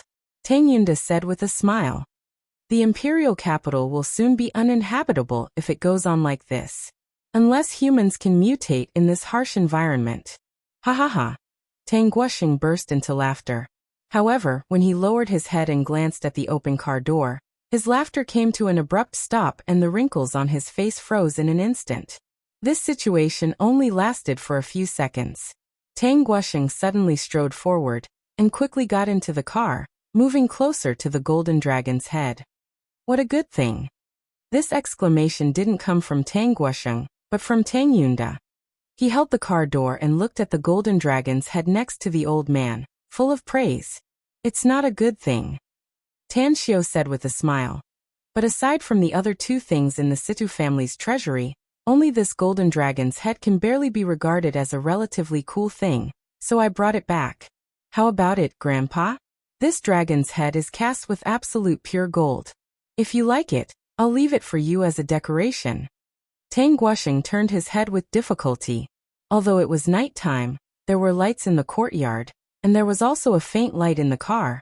Hence, not only could Tang Xiao clearly see the complicated expression on his face, even Tang Yunda could clearly see it. Tang Guosheng looked at Tan Xiao. His lips squirmed a few times before he spoke with a somewhat hoarse voice. Xiao, do you know that I used to be in charge of managing the state's secret vault in our country? I don't know. Tan Xiao shook his head. When I was managing the documents in the state's secret vault, I once went through all the confidential files inside, said Tang Guosheng.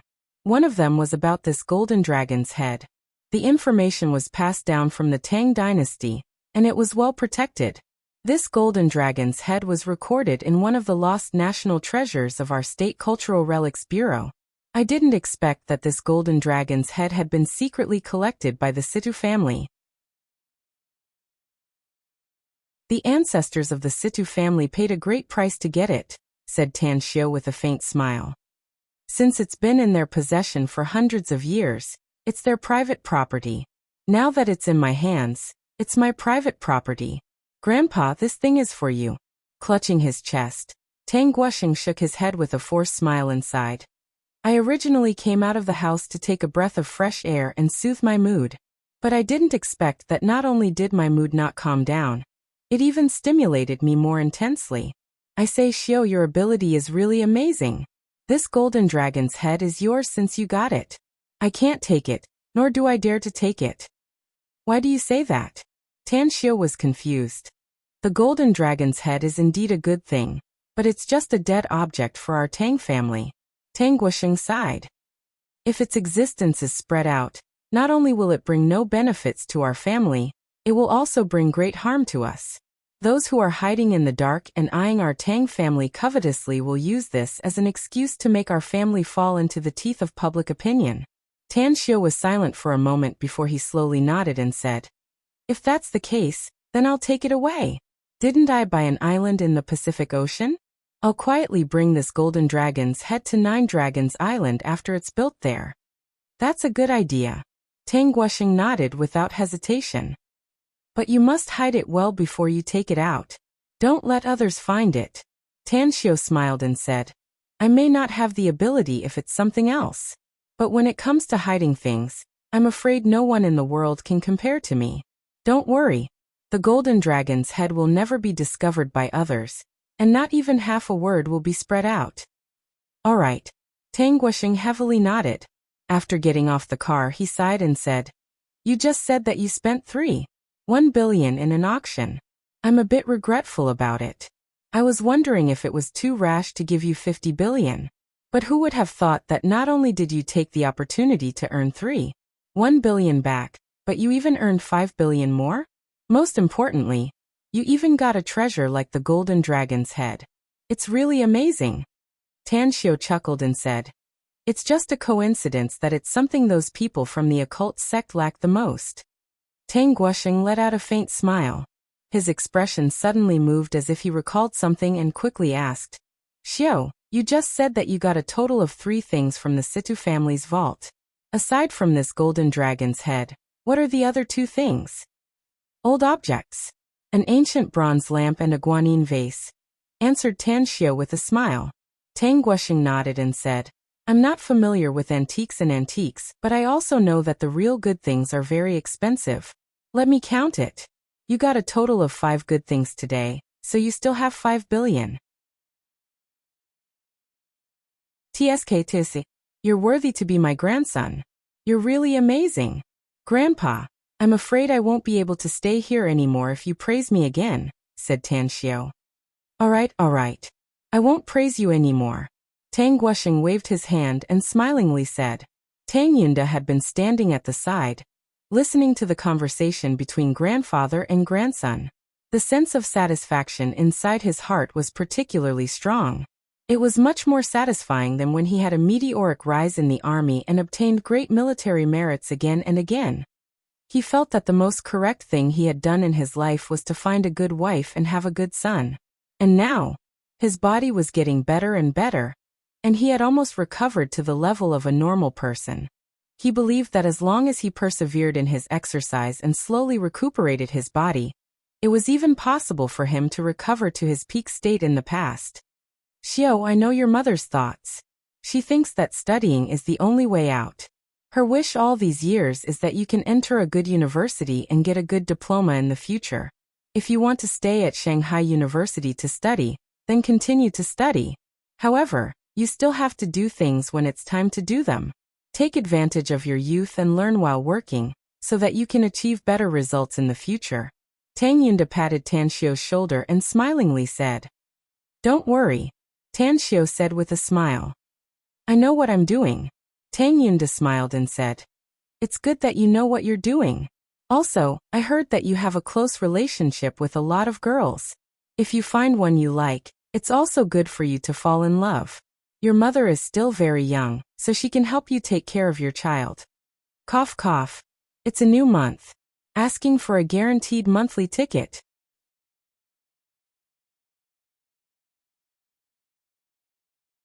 Chapter 511. The next morning, when the first ray of sunlight rose from the east, Tan Xiu had already stepped out of the Tang family's ancestral residence. Outside the courtyard, Ouyang Lulu, dressed in a black leather coat, leaned on the front of a Hummer. She looked at Tan Xiu with a faint smile as he came out of the courtyard. If you don't come out, I'm afraid I'll have to go inside and pull you out. There's only 1.5 hours left for the flight route application. With the traffic jam in the imperial capital, I estimate that it'll be very difficult for us to get to the airport within 1.5 hours, said Ouyang Lulu with a smile. Tan Xiu's brows pricked as he turned to look at the soldier standing guard at the gate and asked, How long will it take to get to the airport from here if we take the subway? 1.5 hours, answered the soldier. Tan Xiu slightly furrowed his brows as he turned to look at Ouyang Lulu and asked, Say it. How can we get to the airport ahead of time? Are you begging me? Ouyang Lulu said with a charming smile. Tan Xiu rolled his eyes at her and snappily said, Don't waste my time. I'm really in a hurry to get back to Shanghai. I don't have any classes this morning, but I have classes in the afternoon. If I can get there earlier, I'll have to report to school. A curved arc outlined on the corner of Ouyang Lulu's mouth. With a proud expression, she took out a bunch of keys and walked to the left side. Come with me.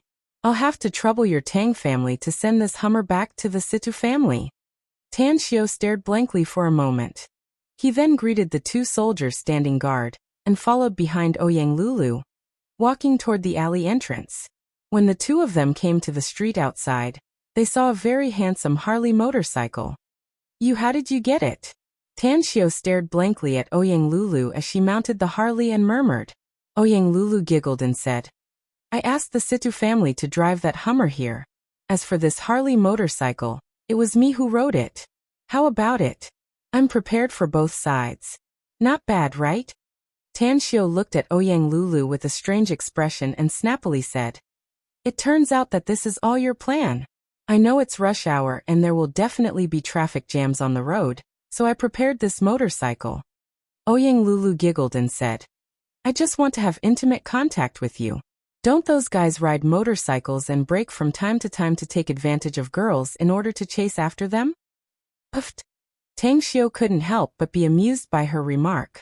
Ouyang Lulu said with a smile, Don't stare blankly, hurry up and come up.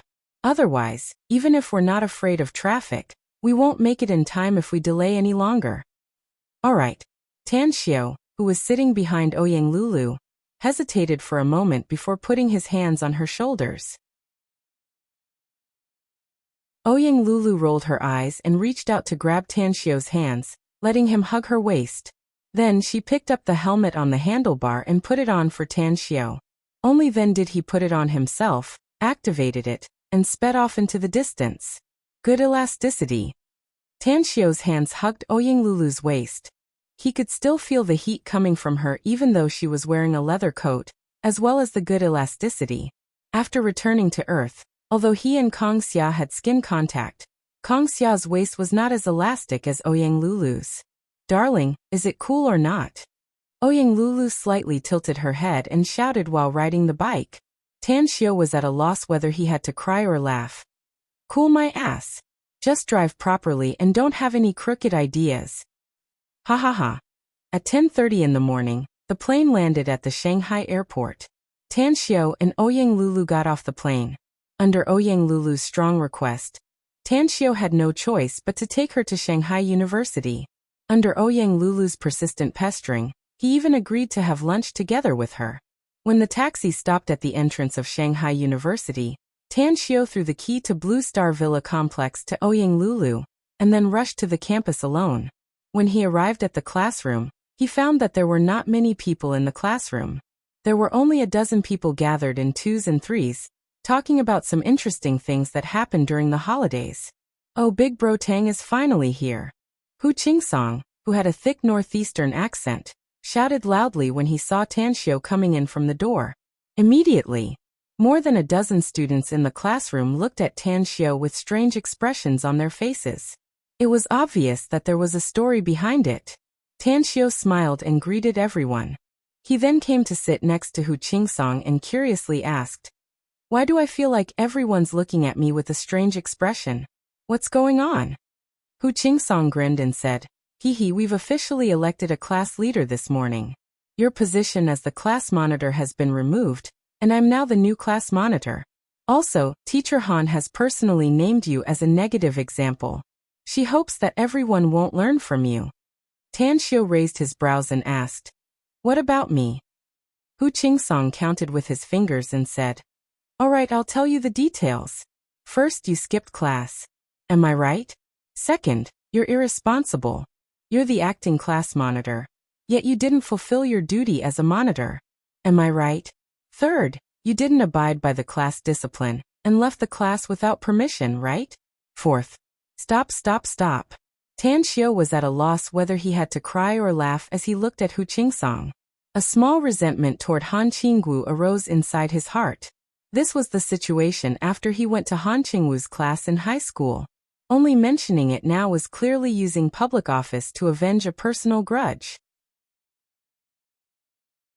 However, thinking about it, Hu Qingsong was right. These problems did exist. He really didn't deserve to be a student since he skipped class a lot. Han Qingwu. Tanxio silently repeated this name more than 10 times in his heart. Finally, he helplessly decided that he would try not to give Han Qingwu a hard time in the future. There was a saying that people had to lower their heads when they were under the eaves. If he wanted to get along well in Shanghai University, he had to compromise with her without delaying his serious business. The county magistrate is not as good as the person in charge. It's so fucking reasonable. Tanxio groaned weakly in his heart. Then he patted Hu Qingsong's shoulder hard and asked, "Where are you, Kai, and the others? Why are you the only one left in the classroom?" Hu Qingsong curled his lips and said snappily, "Where else can they go? They ran to pick up girls. Since they moved their target away from Mu Weining, they've all set their eyes on other girls. Sooner or later, those studs will die on women's bellies." Tanxio didn't know whether to laugh or cry. He said, "Why do I smell a sour smell when I listen to you? Haven't you found your target yet?" "Who said I haven't found my target yet?" Hu Qingsong angrily said. His words came to an abrupt halt. His angry expression also froze in an instant. Tanxio burst into laughter. He then stood up and said, "Let's go since there's nothing to do this morning. Since they've gone on a date, then we'll depend on each other. Anyways, I'll treat you to lunch." Hu Qingsong's eyes lit up. He grinned and stood up saying, "That's what I said. The heavens and the earth are good, but nothing is better than eldest bro Tang. How about I marry you, eldest bro Tang? Don't worry, I won't wear your gold or wear your silver. I'll let you pamper me as long as you give me food every day." "Fuck off." Tanxio cursed with a smile. As the duo left the classroom and walked toward the campus gate, A confused look appeared on Hu Qingsong's face as he said, "Eldest bro Tang, you don't have to treat me to lunch, do you? Do you want to go out and have a big meal?" "You don't want to have a big meal with me?" Tan Xiu said with a smile. "There will be someone else having lunch with us apart from the two of us." "Who is it?" Hu Qingsong was confused. "A friend of mine," Tan Xiu said with a smile. "Is it a man or a woman?" Hu Qingsong's spirit shook. "It's a woman," Tan Xiu said with a smile. Hu Qingsong's eyes lit up and he asked again, "How does she look like?"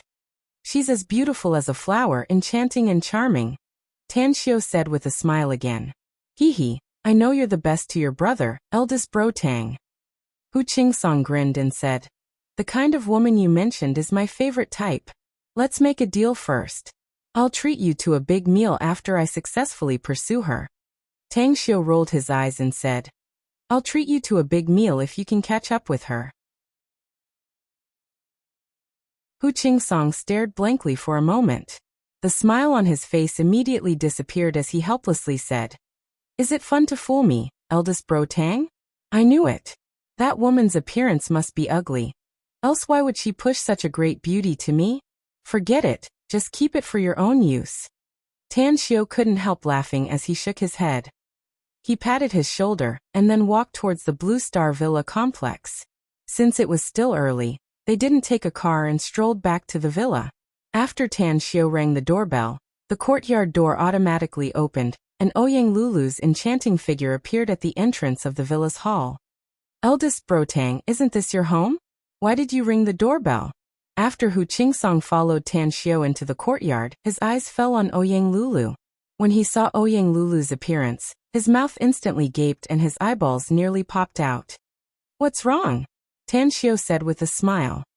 "A great beauty of this level really can't enter your eyes?" Hu Qingsong desperately gulped down his saliva. He shook his head with a blank expression and murmured, "I can. I absolutely can. If such a beauty can marry me, I'm willing to shorten my life by 30 years. Ha ha ha." This time, it was Tan Xiu's turn to laugh heartily. Hu Qingsong was awakened by Tan Xiu's laughter. An awkward look appeared on his face, and he didn't dare to look at Ouyang Lulu again. "Lulu, he's Hu Qingsong, my classmate," said Tan Xiu with a smile. Ouyang Lulu had already heard Hu Qingsong's words. A charming smile outlined on the corner of her mouth as she extended her hand and said, "Hello, I'm Ouyang Lulu. Welcome to my home. As for me, I'm afraid I can't marry you because I'm already taken, the one next to you. But I can help you introduce a girlfriend, but the premise is, you need to be as capable as my man." "The flower is taken? My man?" Hu Qingsong stared blankly and turned to look at Tan Xiu with an incredulous expression. "I'll update in silence and not say anything __. I'll never say that I want the guaranteed monthly votes from my brothers and sisters."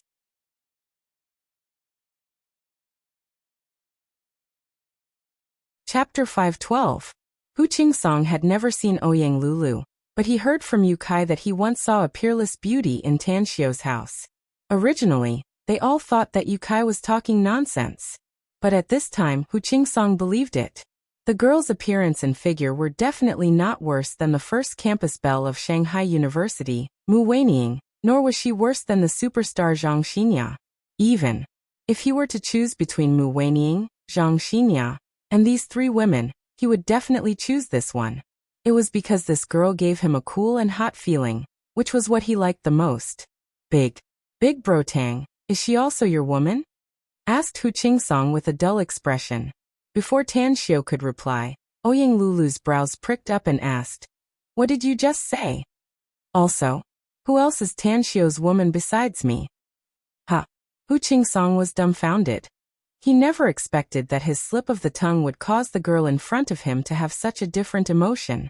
It seemed like he had pushed Tan Xiu into a pit of fire, didn't he? Tan Xiu shook his head with a smile. He grabbed Ouyang Lulu's wrist and strode toward the villa saying, "Lulu, don't listen to Hu Qingsong's nonsense. I'm a pure and honest person, and I won't fall in love before I graduate from college. I have no other woman." Hu Qingsong immediately felt relieved after hearing it. He quickly caught up and nodded repeatedly, "That's right. Big Bro Tang absolutely has no other woman." Although there are other women pursuing him, who is Big Bro Tang? He's the kind of person who walks among thousands of flowers, leaving no one behind. Big Bro Tang, am I right? Right my ass. Ouyang Lulu snappily said. I'm the one you're talking about. Ugh. Hu Qingsong was speechless. Tan Xiao was also speechless. He shook his head and waved his hand, saying, Wait for me, you two. I need to go upstairs and change my clothes, then we'll go out to eat. 20 minutes later, Tan Xiao, Hu Qingsong, and Ouyang Lulu left the villa complex and drove to the Everlasting Feast Hall. Just as the trio stepped through the Everlasting Feast Hall's entrance, Tan Xiao saw Han Qingwu chatting with Qi Nan in front of the counter. Tan Xiao, your homeroom teacher. Ouyang Lulu gently touched Tan Xiao's arm and whispered. Tan Xiao nodded silently. He noticed that Han Qingwu and Qi Nan were looking at him, and the two women were walking towards him. He immediately frowned. However, when he thought of Han Qingwu's status in Shanghai University, he smiled bitterly in his heart. The problem that he had thought about before was that if he continued to treat Han Qingwu with that unapproachable attitude, it would bring him a lot of trouble if he continued to stay in Shanghai University. It might even be a problem for him to apply for leave in the future. Teacher Han, what a coincidence. Hu Qingsong was the first to speak with a smile. With a smile on her face, Han Qingwu nodded to Hu Qingsong. Her eyes then fell on Tan Xiao, and then looked at Ouyang Lulu. Then she said, Tan Xiao, why didn't you report to campus on time this morning? I just came from the imperial capital, and was delayed by something, said Tan Xiao. Han Qingwu glared at him, turned to Qi Nan and said, Manager Qi, I still have something to do, so I'll take my leave first. Remember to tell your big boss not to skip classes in the future. All right. Qi Nan nodded while suppressing her smile. Tan Xiao looked at Han Qingwu's back as she carried her bag and left. He shook his head helplessly. When his eyes shifted to Qi Nan, he asked, Why did she come here? She came here for lunch, boss. Qi Nan said with a smile. Our Everlasting Feast Hall is open for business, so I can't just shut her out, can I? Ugh. Tan Xiao was speechless. Manager Qi, Ouyang Lulu hummed and said, You must shut the door to those women who conspire against your boss later. Then should I also shut the door to Miss Ouyang? Qi Nan asked with a smile. Huh. Ouyang Lulu stared blankly for a moment before she immediately waved her hand and said, I conspire against him openly, but Han Qingwu conspires against him in the dark. It's not the same. I'm going to be the Everlasting Feast Hall's lady boss in the future. She can't be compared with me. Poofed. Qi Nan couldn't help but laugh. She glanced at Tan Xiao and quickly said, Boss, you came here for lunch, right? I'll arrange it right away. Tang Xiao sighed helplessly. Ouyang Lulu didn't shy away from him at all, and even shamelessly pursued him. He really had no way to deal with it. He had told her many times, but none of it worked. Hence, he didn't bother to waste his saliva. At the side, Hu Qingsong was dumbfounded as he looked at Tan Xiao and Qi Nan. His mouth was open so wide that a big goose egg could be stuffed inside. The look of disbelief on his face vividly expressed the shock in his heart. What are you staring blankly for? Get inside. Tan Xiao walked a few steps forward and called out to Hu Qingsong, who was frozen in place. Hu Qingsong finally shut his mouth. But after he caught up, he stammered and asked, Big Bro Tang, what did Manager Qi just say? Boss. You're the Everlasting Feast Hall's boss? Paper can't wrap fire. Tan Xiao was deeply aware of this truth. Now that Hu Qingsong knew about it, he didn't feel like hiding it anymore. He nodded and said, Yes, I'm the Everlasting Feast Hall's boss. The reason why I didn't tell you before was because I didn't want you to think too much. Now that you know about it, don't sell me out. Don't tell anyone about it. Hu Qingsong gulped down his saliva and nodded with a blank expression. At this moment, he didn't know how to describe his feelings. It was because he never dreamed that Tan Xiao, who had slept in the same dormitory with him and called him a brother, turned out to be the Everlasting Feast Hall's boss. It must be noted that according to his understanding, the Everlasting Feast Hall was the top restaurant in Shanghai. He heard that its annual net income was more than 9 digits. What was 9 digits? It was 100 million. with an annual net income of more than 100 million. Did that mean that Tan Xiu himself was a super rich man? Tan Xiu casually found a seat in the corner of the first floor and sat down. He, Ouyang Lulu, and Hu Qingsong were the only three people eating, so he didn't need to go upstairs to the luxury box with great fanfare. Upon seeing Ouyang Lulu sitting beside him with a matter-of-fact expression, he secretly sighed inwardly. He pointed to the opposite side and said to Hu Qingsong, "Don't be confused. Hurry up and sit down." After taking a seat, Hu Qingsong cautiously asked, "Big Bro Tang, can you tell me the truth? How much money do you have?" "To be honest, I really haven't calculated how much money I have recently," said Tan Xiu with a smile. "In my opinion, money is just a series of numbers without any meaning. I've always been too lazy to think about meaningless things." Hu Qingsong looked at Tan Xiu with a silly expression. Thunder rolled inside his heart, and his worldview collapsed. What a show-off! A thick aura of pretentiousness flooded Tang Xiu like a tidal wave, causing Tang Xiu to feel as though he was possessed by a golden light at this moment. Hu Qingsong's big donkey eyes were pierced with a burning pain. The envy, jealousy, and hatred of ordinary people simply couldn't express even 1/10,000th of his feelings. One of Hu Qingsong's dreams was to be the number in his bank card, to the point that he couldn't even count it with his fingers. But now he was still a poor farmer, with only a few dry rations in his pocket. He had to be thick-skinned enough to ask his parents to provide for him. Yet, Tan Xiu actually told him that money was just a number in Tan Xiu's eyes, and that it had no meaning. It made his strong heart almost collapse. What kind of person would say that money was just a series of numbers? Only those super rich people with endless wealth would say something like that, right? Could it be that Tan Xiu was now comparable to those super rich people? The fragrant dishes were served by the Everlasting Feast Hall's staff. Nearly all the staff of the Everlasting Feast Hall knew Tan Xiu's identity, so they performed very well in front of him. For meat dishes, 2 vegetable dishes, and a soup were all appetizing. After Tan Xiu started eating, Hu Qingsong felt like he woke up from a dream and broke free from his complicated emotions. However, he didn't rush to eat and instead looked at Tan Xiu and asked, "Big Bro Tang, are you willing to support me in the future? I'll be diligent in any work." "You want to be an apprentice chef in the Everlasting Feast Hall?" Tan Xiu asked with a smile. "I believe you have more than one business in the Everlasting Feast Hall," said Hu Qingsong. "Why do you say so?" Tan Xiu raised his brows and asked with a smile. "Because even if the Everlasting Feast Hall can make money, the amount is limited," said Hu Qingsong with all seriousness. "You can't think that money is just a series of numbers."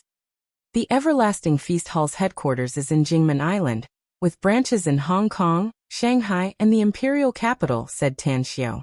"Do you think I have any other business now?" Hu Qingsong stared blankly.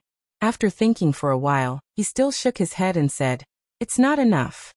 You're usually carefree and careless, with the rough character of a northeastern man," Tan Xiu said with a smile. "Actually, you're not. You're definitely a shrewd person. However, doesn't your family have a business? Don't tell me you don't plan to go home and take care of your family's business after you graduate from college? My family can only be regarded as a nouveau riche family. My dad's body is tougher than mine," said Hu Qingsong with a forced smile. "My family members are like wolves and tigers, always eyeing that business. I'm not interested in going back and snatching business from them. I can invest to help you with your business," said Tan Xiu with a smile. "You can invest to help me with my business, but can you make more money than working for you?" asked Hu Qingsong. Tan Xiu was silent for a moment. The smile on his face was replaced by a serious expression as he tapped the table with his fingers and said, "Don't you think it's a bit early to talk about this?" "Do you really think it's early?" Hu Qingsong asked again. Tan Xiu shot him a defeated look and said with a helpless expression, all right. Since you've said it like this, you can work for me later. We'll talk about the specifics later. Also, Xue Chao is an honest man, so I'm ready to let him help me." "You haven't told me what other business you have apart from the Everlasting Feast Hall," asked Hu Qingsong hurriedly. "Today's third update. I'm looking for a guaranteed monthly ticket support."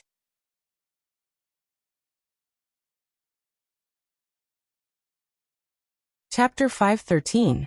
Tanxio once thought that he must have a group of confidants and subordinates if he wanted to expand his business in the future. He felt that it was a bit early to tell Hu Qingsong about it. But since it had come to this, it would be meaningless to conceal it. After pondering for a while, he finally made a decision and said, "The magnificent Tang Corporation." Hu Qingsong frowned and thought for a while. His complexion suddenly changed, and he abruptly got up from the sofa. He pressed his hands on the table and stared at Tanxio as he hurriedly said, "You mean you're the magnificent Tang Corporation's big boss? The company that produces God's nectar?" "That's right." Tanxio nodded. Hu Qingsong had already been shocked to the point of no return today. His heart had already become numb. Therefore he recovered quickly this time as he raised his thumbs up and praised. "Big bro Tang, this little brother is willing to do my utmost for you. You're simply a god in my eyes." Tanxio couldn't help laughing and said, "Can you die if you don't exaggerate? Cut the crap and eat quickly. We still have classes in the afternoon." Hu Qingsong quickly nodded and said, "Let's eat, shall we? Teacher Han just gave you some eye drops. We mustn't be late in the afternoon no matter what. However, Big Bro Tang, you're really a marvel. You have endless wealth and stand at the level that countless students can't even imagine for a lifetime. Yet you're still like an obedient baby studying and studying at school." This old Hu is convinced. Tanxio was originally worried that it would affect the relationship between the two if he told him too much. But now he felt that his worry was obviously unnecessary after seeing Hu Qingsong's appearance. Since he was in a good mood, he smilingly said, "Learning more things while you're still young is always good for you." "I understand that." Hu Qingsong nodded. For the first time, Ouyang Lulu seriously observed Hu Qingsong. She suddenly took out a Paradise Manor VIP card from her bag and put it in front of Hu Qingsong, saying, "This is for you. You're welcome to dine at the Paradise Manor later." Paradise Manor? What kind of place is this? Hu Qingsong curiously asked. "It's a comprehensive manor for dining and entertainment." Ouyang Lulu lightly smiled. "With the serial number on this membership card, all expenses will be waived while you are studying at Shanghai University." Hu Qingsong asked curiously, "Are you the owner of Paradise Manor?" "Yeah." Ouyang Lulu nodded. At this moment, Hu Qingsong felt as though all the strength in his body was sucked away. He looked at Tanxio and then at Ouyang Lulu and suddenly said with a dejected expression, "I suddenly realized that I've been living a failure for more than 20 years. We're about the same age, but you've already made a name for yourselves, while I'm ignorant and have accomplished nothing." "I'll be 24 soon, so I'm a few years older than you," said Ouyang Lulu with a charming smile. "So don't worry. Study hard. After a few years, you will be able to step into society. When that time comes, work hard and you will definitely achieve something." Hu Qingsong clenched his fists and seriously said, "I'll think about it. To be honest, being with the two of you today has touched me deeply. Even if he followed Boss Tang in the future, if he didn't have any social experience, he wouldn't be able to do anything good. I've decided that when I have time in university, I'll go out to work and gain some social experience." "That's a good thing." Ouyang Lulu gave him a thumbs up and giggled. The three of them enjoyed the meal very much. Although Ouyang Lulu couldn't be alone with Tanxio, Hu Qingsong's startled and shocked expression from time to time made her feel very amused. Coupled with his forthright character, it was to Ouyang Lulu's liking. However, just as the three of them were about to finish their meal, the sound of beating and cursing came from the hall outside the everlasting feast hall. The sound of things being smashed made the guests at the outermost tables stand up to avoid it. "You guys eat first. I'll go and have a look." Tanxio raised his brows. He put down his chopsticks, got up and walked outside. In front of the bar counter, for security guards of the everlasting feast hall had already subdued the troublemakers. On the floor was a blind old lady with disheveled hair and a walking stick, constantly shaking her head and sighing. It was obvious that she was hit by a hard object on her forehead. There was a small cut on her forehead with blood flowing down to her eyebrows. "What happened?" Tanxio walked over and asked Qinan. Pointing to the blind old lady on the floor, Qinan forced a smile and said, "This old lady's mouth is too unpleasant to hear. When she first came in, Everyone thought she was going to eat, but in the end, she directly went upstairs and walked around all the private rooms. When she came down, she told the customers who hit them that they were going to die today. She asked them to immediately contact their other family members and make arrangements for their funeral. The obese middle-aged man, who was restrained by a security guard, still had anger in his eyes. He desperately raised his head and shouted, "That's right. That damn old thing. It's fine if she only said 1 or 2 sentences. But she just kept repeating the same words and kept cursing us to die. We told her to leave, but she refused to leave and even spat on the dishes we ordered." Tan Xiu could only force a wry smile inwardly. He grabbed the napkin box from the table at the side, took out a few pieces and squatted in front of the blind old lady, saying, "Old lady, you curse people and even spat on their food. This is wrong. Come on, don't move. Your forehead is bleeding. I'll wipe it for you first. I'll send someone to take you to the nearby infirmary to bandage it." The old blind woman's frowning expression instantly changed. She grabbed Tan Xiu's wrist and squeezed it a few times. After releasing it, she suddenly clapped her hands and smilingly said, "They can live. Their family of brats can finally live." "You damned old hag. You're still talking." The obese middle-aged man angrily shouted. Tan Xiu raised his hand to interrupt the blind old lady. He frowned and asked, "Old lady, I don't understand why you said that. Since their family doesn't understand, and neither does everyone else, can you explain it to us?" The blind old lady pointed to Tan Xiu and said, "You know heavenly secrets better than me. Although you can't see it now, you definitely understand it. This old blind still wants to live for a few more years. I'm still reluctant to part with the secular world, so heavenly secrets must not be revealed. Trap their family and don't let them leave the restaurant even half a step away. Red candles, dog blood, and 10,000 firecrackers. Spread them on the ground outside when their family leaves the restaurant tomorrow." Heavenly secrets? Tan Xiu's expression changed, and he grabbed the blind old lady's wrist. In just a few seconds, his expression had changed. He could clearly feel a special energy fluctuation inside the blind old lady's body. It was very strong. This energy ran through her whole body, as though there was a stream of water surging inside her body. "You are?" Tan Xiu asked in a low voice. "I'm so old that I even forgot my own name," said the blind old lady with a smile. "You can call me Old Blind. In this life, I, an old blind man, understand fate, fortune-telling, stealing, snatching, and losing. I didn't expect that I would find such an interesting life in just a few years. Little guy, you're very interesting." Tan Xiu looked up at Qi Nan and said, "Take their family to the back and provide them with good food and drinks. Satisfy whatever they need as much as possible. Remember, don't let them leave even half a step before sunrise tomorrow morning." "Understood." Qi Nan immediately nodded. The fat middle-aged man shouted, "What are you doing? I'm warning you. This is the 21st century society ruled by law. If you dare to detain us illegally, I'll definitely sue you." "That's right. You're illegally detaining us. You're practicing feudal superstition. We're guests who came here to eat, not your prisoners." Another middle-aged woman also shouted. At this time, a young man among the onlookers also chimed in. "You're a restaurant, and they're guests who came here to eat. You shouldn't restrict their freedom like this, right? Also, this old blind looks like a swindler. She must have some kind of scheme. Don't tell me your everlasting feast hall wants to be an accomplice?" Qi Nan ignored them and ordered the 4 security guards to take the family away. Tan Xiu propped up the blind old woman and brought her to his table. Then he smilingly asked, "You're very amazing, old lady.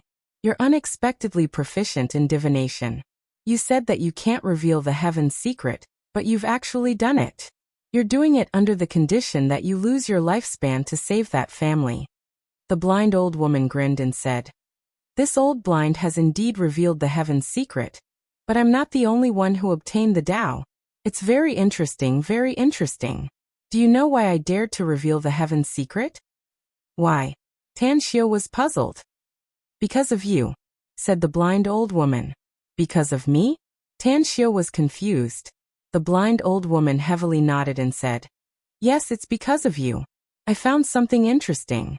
As long as I drag you into this karmic event, the heavenly Tao's punishment seems to have lost its target and can't befall on me at all. Can you see through my divination? Asked Tanxiu. The blind old woman quickly waved her hand and said, Don't do that. Don't harm me. I dare to see the lives of all the people in the world, but I don't dare to see your divination. Else, I'm afraid this old blind will immediately die. Why? Asked Tanxiu again. The blind old woman shook her head and said, I don't know. Your fate is too strange. I've been studying the heavenly Tao for hundreds of years, yet I still can't figure it out.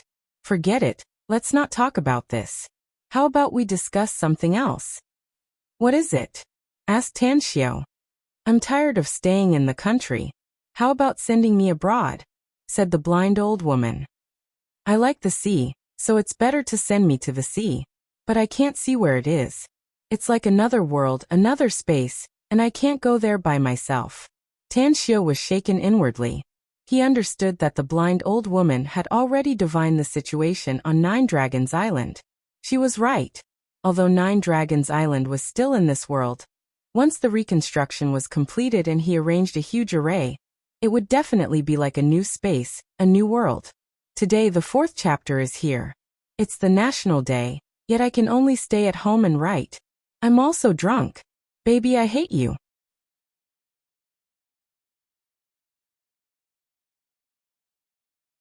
Chapter 5:14. Calmly looking at the blind old lady, Tanxiu shook his head and said, Old lady, you're old, so don't mess around. It was not easy to cultivate for 100 years. If one could not see through the affairs of the mortal world, one would not be able to sever the threads of the mortal world. There's a thread in the unseen world that's pulling me, and I can't escape. The blind old lady was silent. She did have an unfulfilled wish, but that wish was very, very difficult to fulfill. Perhaps even if she lived for another 100 years, she would not be able to do as Tanxiu had said and cut off that thread of red dust. Because of this, she wanted to peek into the immortal realm in the heavenly secrets and live in seclusion. I can't. The blind old lady was silent for a long time before she shook her head and smiled bitterly. Tanxiu lightly said, We can't miss any chance. If they couldn't transcend, they would be reincarnated and continue to bear the pain of the industry. What's the point? The blind old lady said, I want to go there. I hope you can help me. Tanxiu was silent for a moment before he turned to look at Ouyang Lulu and Hu Qingsong and said, Are you too full? If you're full, wait for me outside. I'll come later. Ouyang Lulu and Hu Qingsong looked at each other in confusion. They could not understand the meaning behind Tanxiu and the blind old lady's words. After hesitating for a moment, they still listened to Tanxiu and walked outside. Tanxiu said, Tell me about your background. The blind old woman smiled and said, My origin is very simple. I'm from Hongdong County in the northwest. My ancestors were members of the occult sect, but it's a pity that too many heavenly secrets have been revealed, so I'm the only one left now. In the first 50 years I married 9 times and each time, my husband died early because of me. For the next 70 years, I traveled to every corner of the country, but I still couldn't find the direction and answer. Tanxiu asked, In other words, you have nothing to worry about now? The blind old woman shook her head and said, My only wish is to find my ancestors' tomb. Unfortunately, the rule of my family is to only pass it down to males and not females. The reason why I was able to learn divination techniques was because I learned them on my own from the books and notes my father left behind. Tanxiu nodded and said, Since you want me to help you find a place to stay for the rest of your life, then let's talk about the conditions. Speak. The blind old lady said. Tanxiu said seriously, Give me your life. The blind old lady smiled and said, Although I don't dare to say that my fate is up to me and not the heavens, it's impossible for others to control my life. However, you are very special and interesting. If you really have the ability in this aspect, you can take it. After pondering for a moment, Tanxiu slowly said, I'll give you half a year to think it through. If the final decision is made, I will send someone to send you there. Half a year. The blind old lady said in surprise, I don't need half a year to consider. Tan Xiu said. You don't need it, but I do. The place you mentioned hasn't been renovated yet, so it can't be used for the time being. So come back here half a year later. All right. The blind old lady took her walking stick and got up from the sofa saying, I'll come back here half a year later. If there's anything you need my help with within half a year, you only need to burn 3 incense sticks and shout, Old Blind 3 times. I'll naturally come ahead of time. All right. Tan Xiu nodded. After sending the blind old lady away, he returned inside and looked at Qi Nan, who came to greet him saying, Have you settled that family? Qi Nan nodded and said, They've been settled. I used some special medicine to make them faint. They'll wake up tomorrow morning. Remember my words. If they wake up ahead of time, don't let them step out of the everlasting feast hall's entrance before sunrise tomorrow, Tan Xiu ordered. If they really want to leave, no matter how you try to stop them, just let one of them go and then send someone to follow him. Wait for half an hour. If that person doesn't have any safety issues, then let the others go. Boss, do you really believe that old blind's words? Asked Qi Nan hesitantly. I believe her. Tan Xiu nodded and said, Because she's not an ordinary person. Don't look at her being easily knocked down. Don't look at her blindness. She can see things and people more clearly than anyone else. If she doesn't want to be beaten, that family won't be able to touch her at all if it's not for some special reason. What special reason? Asked Qi Nan confused. She wants to attract my attention and make me come forward, Tan Xiu said lightly. She wants to lead me to her. Qi Nan knitted her brows and asked, Can't she just look for you directly? Tan Xiu shook his head. He found that Qi Nan wouldn't understand even if he explained it to her. Therefore Tan Xiu waved his hand and said, Forget it. Just take care of the restaurant's business. I still have classes in the afternoon, so I'll go first. That's right. If Han Qinggu comes to look for you again, don't give her any face. Qi Nan forced a smile and said, Boss, do you have any emotional problems with Miss Han? She seems to have some complaints about you. And you? Don't ask what you shouldn't ask. Tan Xiu glared at her and reprimanded. In short, don't deal with her as much as possible. After that, Tan Xiu unexpectedly left the everlasting feast hall. Looking at Hu Qingsong and Ouyang Lulu waiting for him outside, Tan Xiu said, Lulu, I have to go back to school for classes in the afternoon. You go do your business first. I'll go to the Paradise Manor to have a meal with you when I have time. A trace of reluctance was revealed in Ouyang Lulu's eyes, but she still nodded and said, Then I'll go back first. If you don't come to find me, I'll go to your school to find you. All right. Tan Xiu nodded and threw the car key to Ouyang Lulu. The car was a luxury car in his garage, but Tan Xiu didn't want to attract too much attention, so he usually didn't want to drive it. 1 o'clock in the afternoon. Tan Xiu and Hu Qingsong returned to Shanghai University.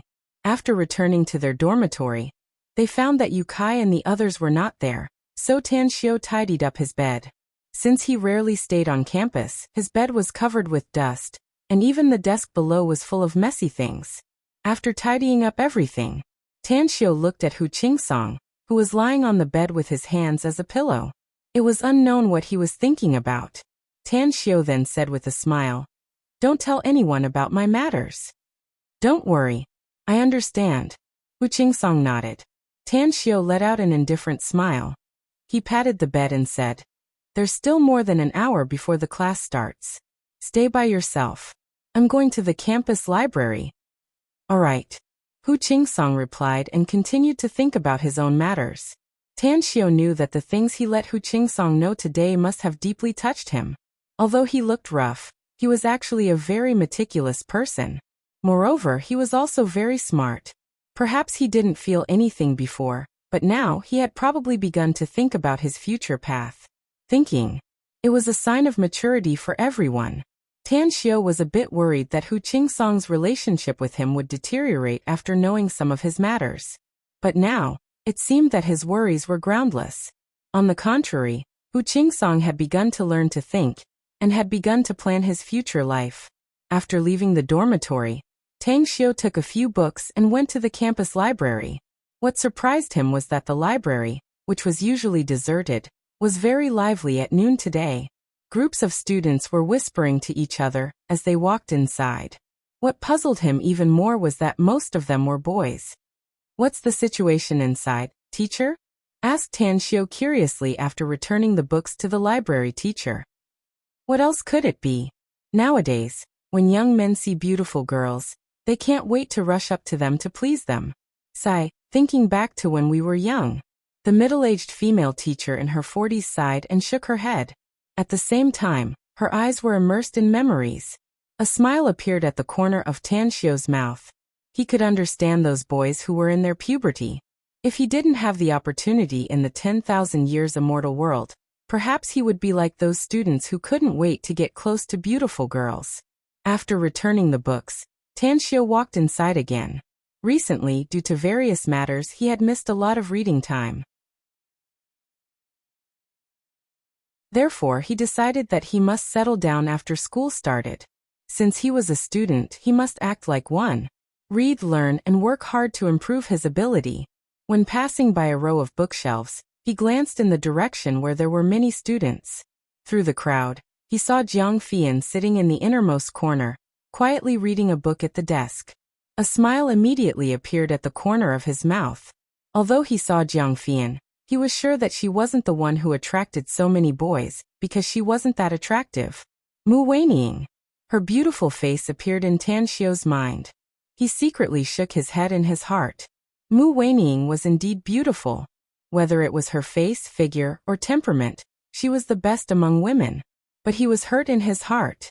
He didn't want to have any emotional entanglements with her. Once, he had fantasized about falling in love once in his life, getting married once, and having a happy life with a woman. The years in the immortal world, those days when they were together, were his happiest and most satisfying time. He even hoped that this situation would continue until the end of time, until the seas dried up and the rocks crumbled. He even made a decision that even if he succeeded in passing the tribulation, he would use deceptive means to stay in the immortal world to accompany her. But the result? Just like a dream, the dream was shattered. What was left for him was death, and what was left for him was a heart full of pain. Tanxiu didn't go over to say hello. He turned around and walked towards the required books area. After choosing a few books, he registered at the door and went straight back to the dormitory. However, after going to the library and coming out from the library, even though he made a simple disguise, he was still recognized by many people. He was almost surrounded like a superstar. This situation made him very helpless and depressed. He only hoped that as time passed, people would gradually forget his identity as a miracle doctor. You're tuning in to the Li Mei's Wuxia Whispers YouTube channel. We're so grateful for your support, and don't forget to subscribe to join us on this incredible journey through captivating stories. Your generosity through donations truly makes a world of difference, as it's the primary source of revenue that allows me to expand and enhance this channel for you. Thank you from the bottom of my heart for being a part of this adventure.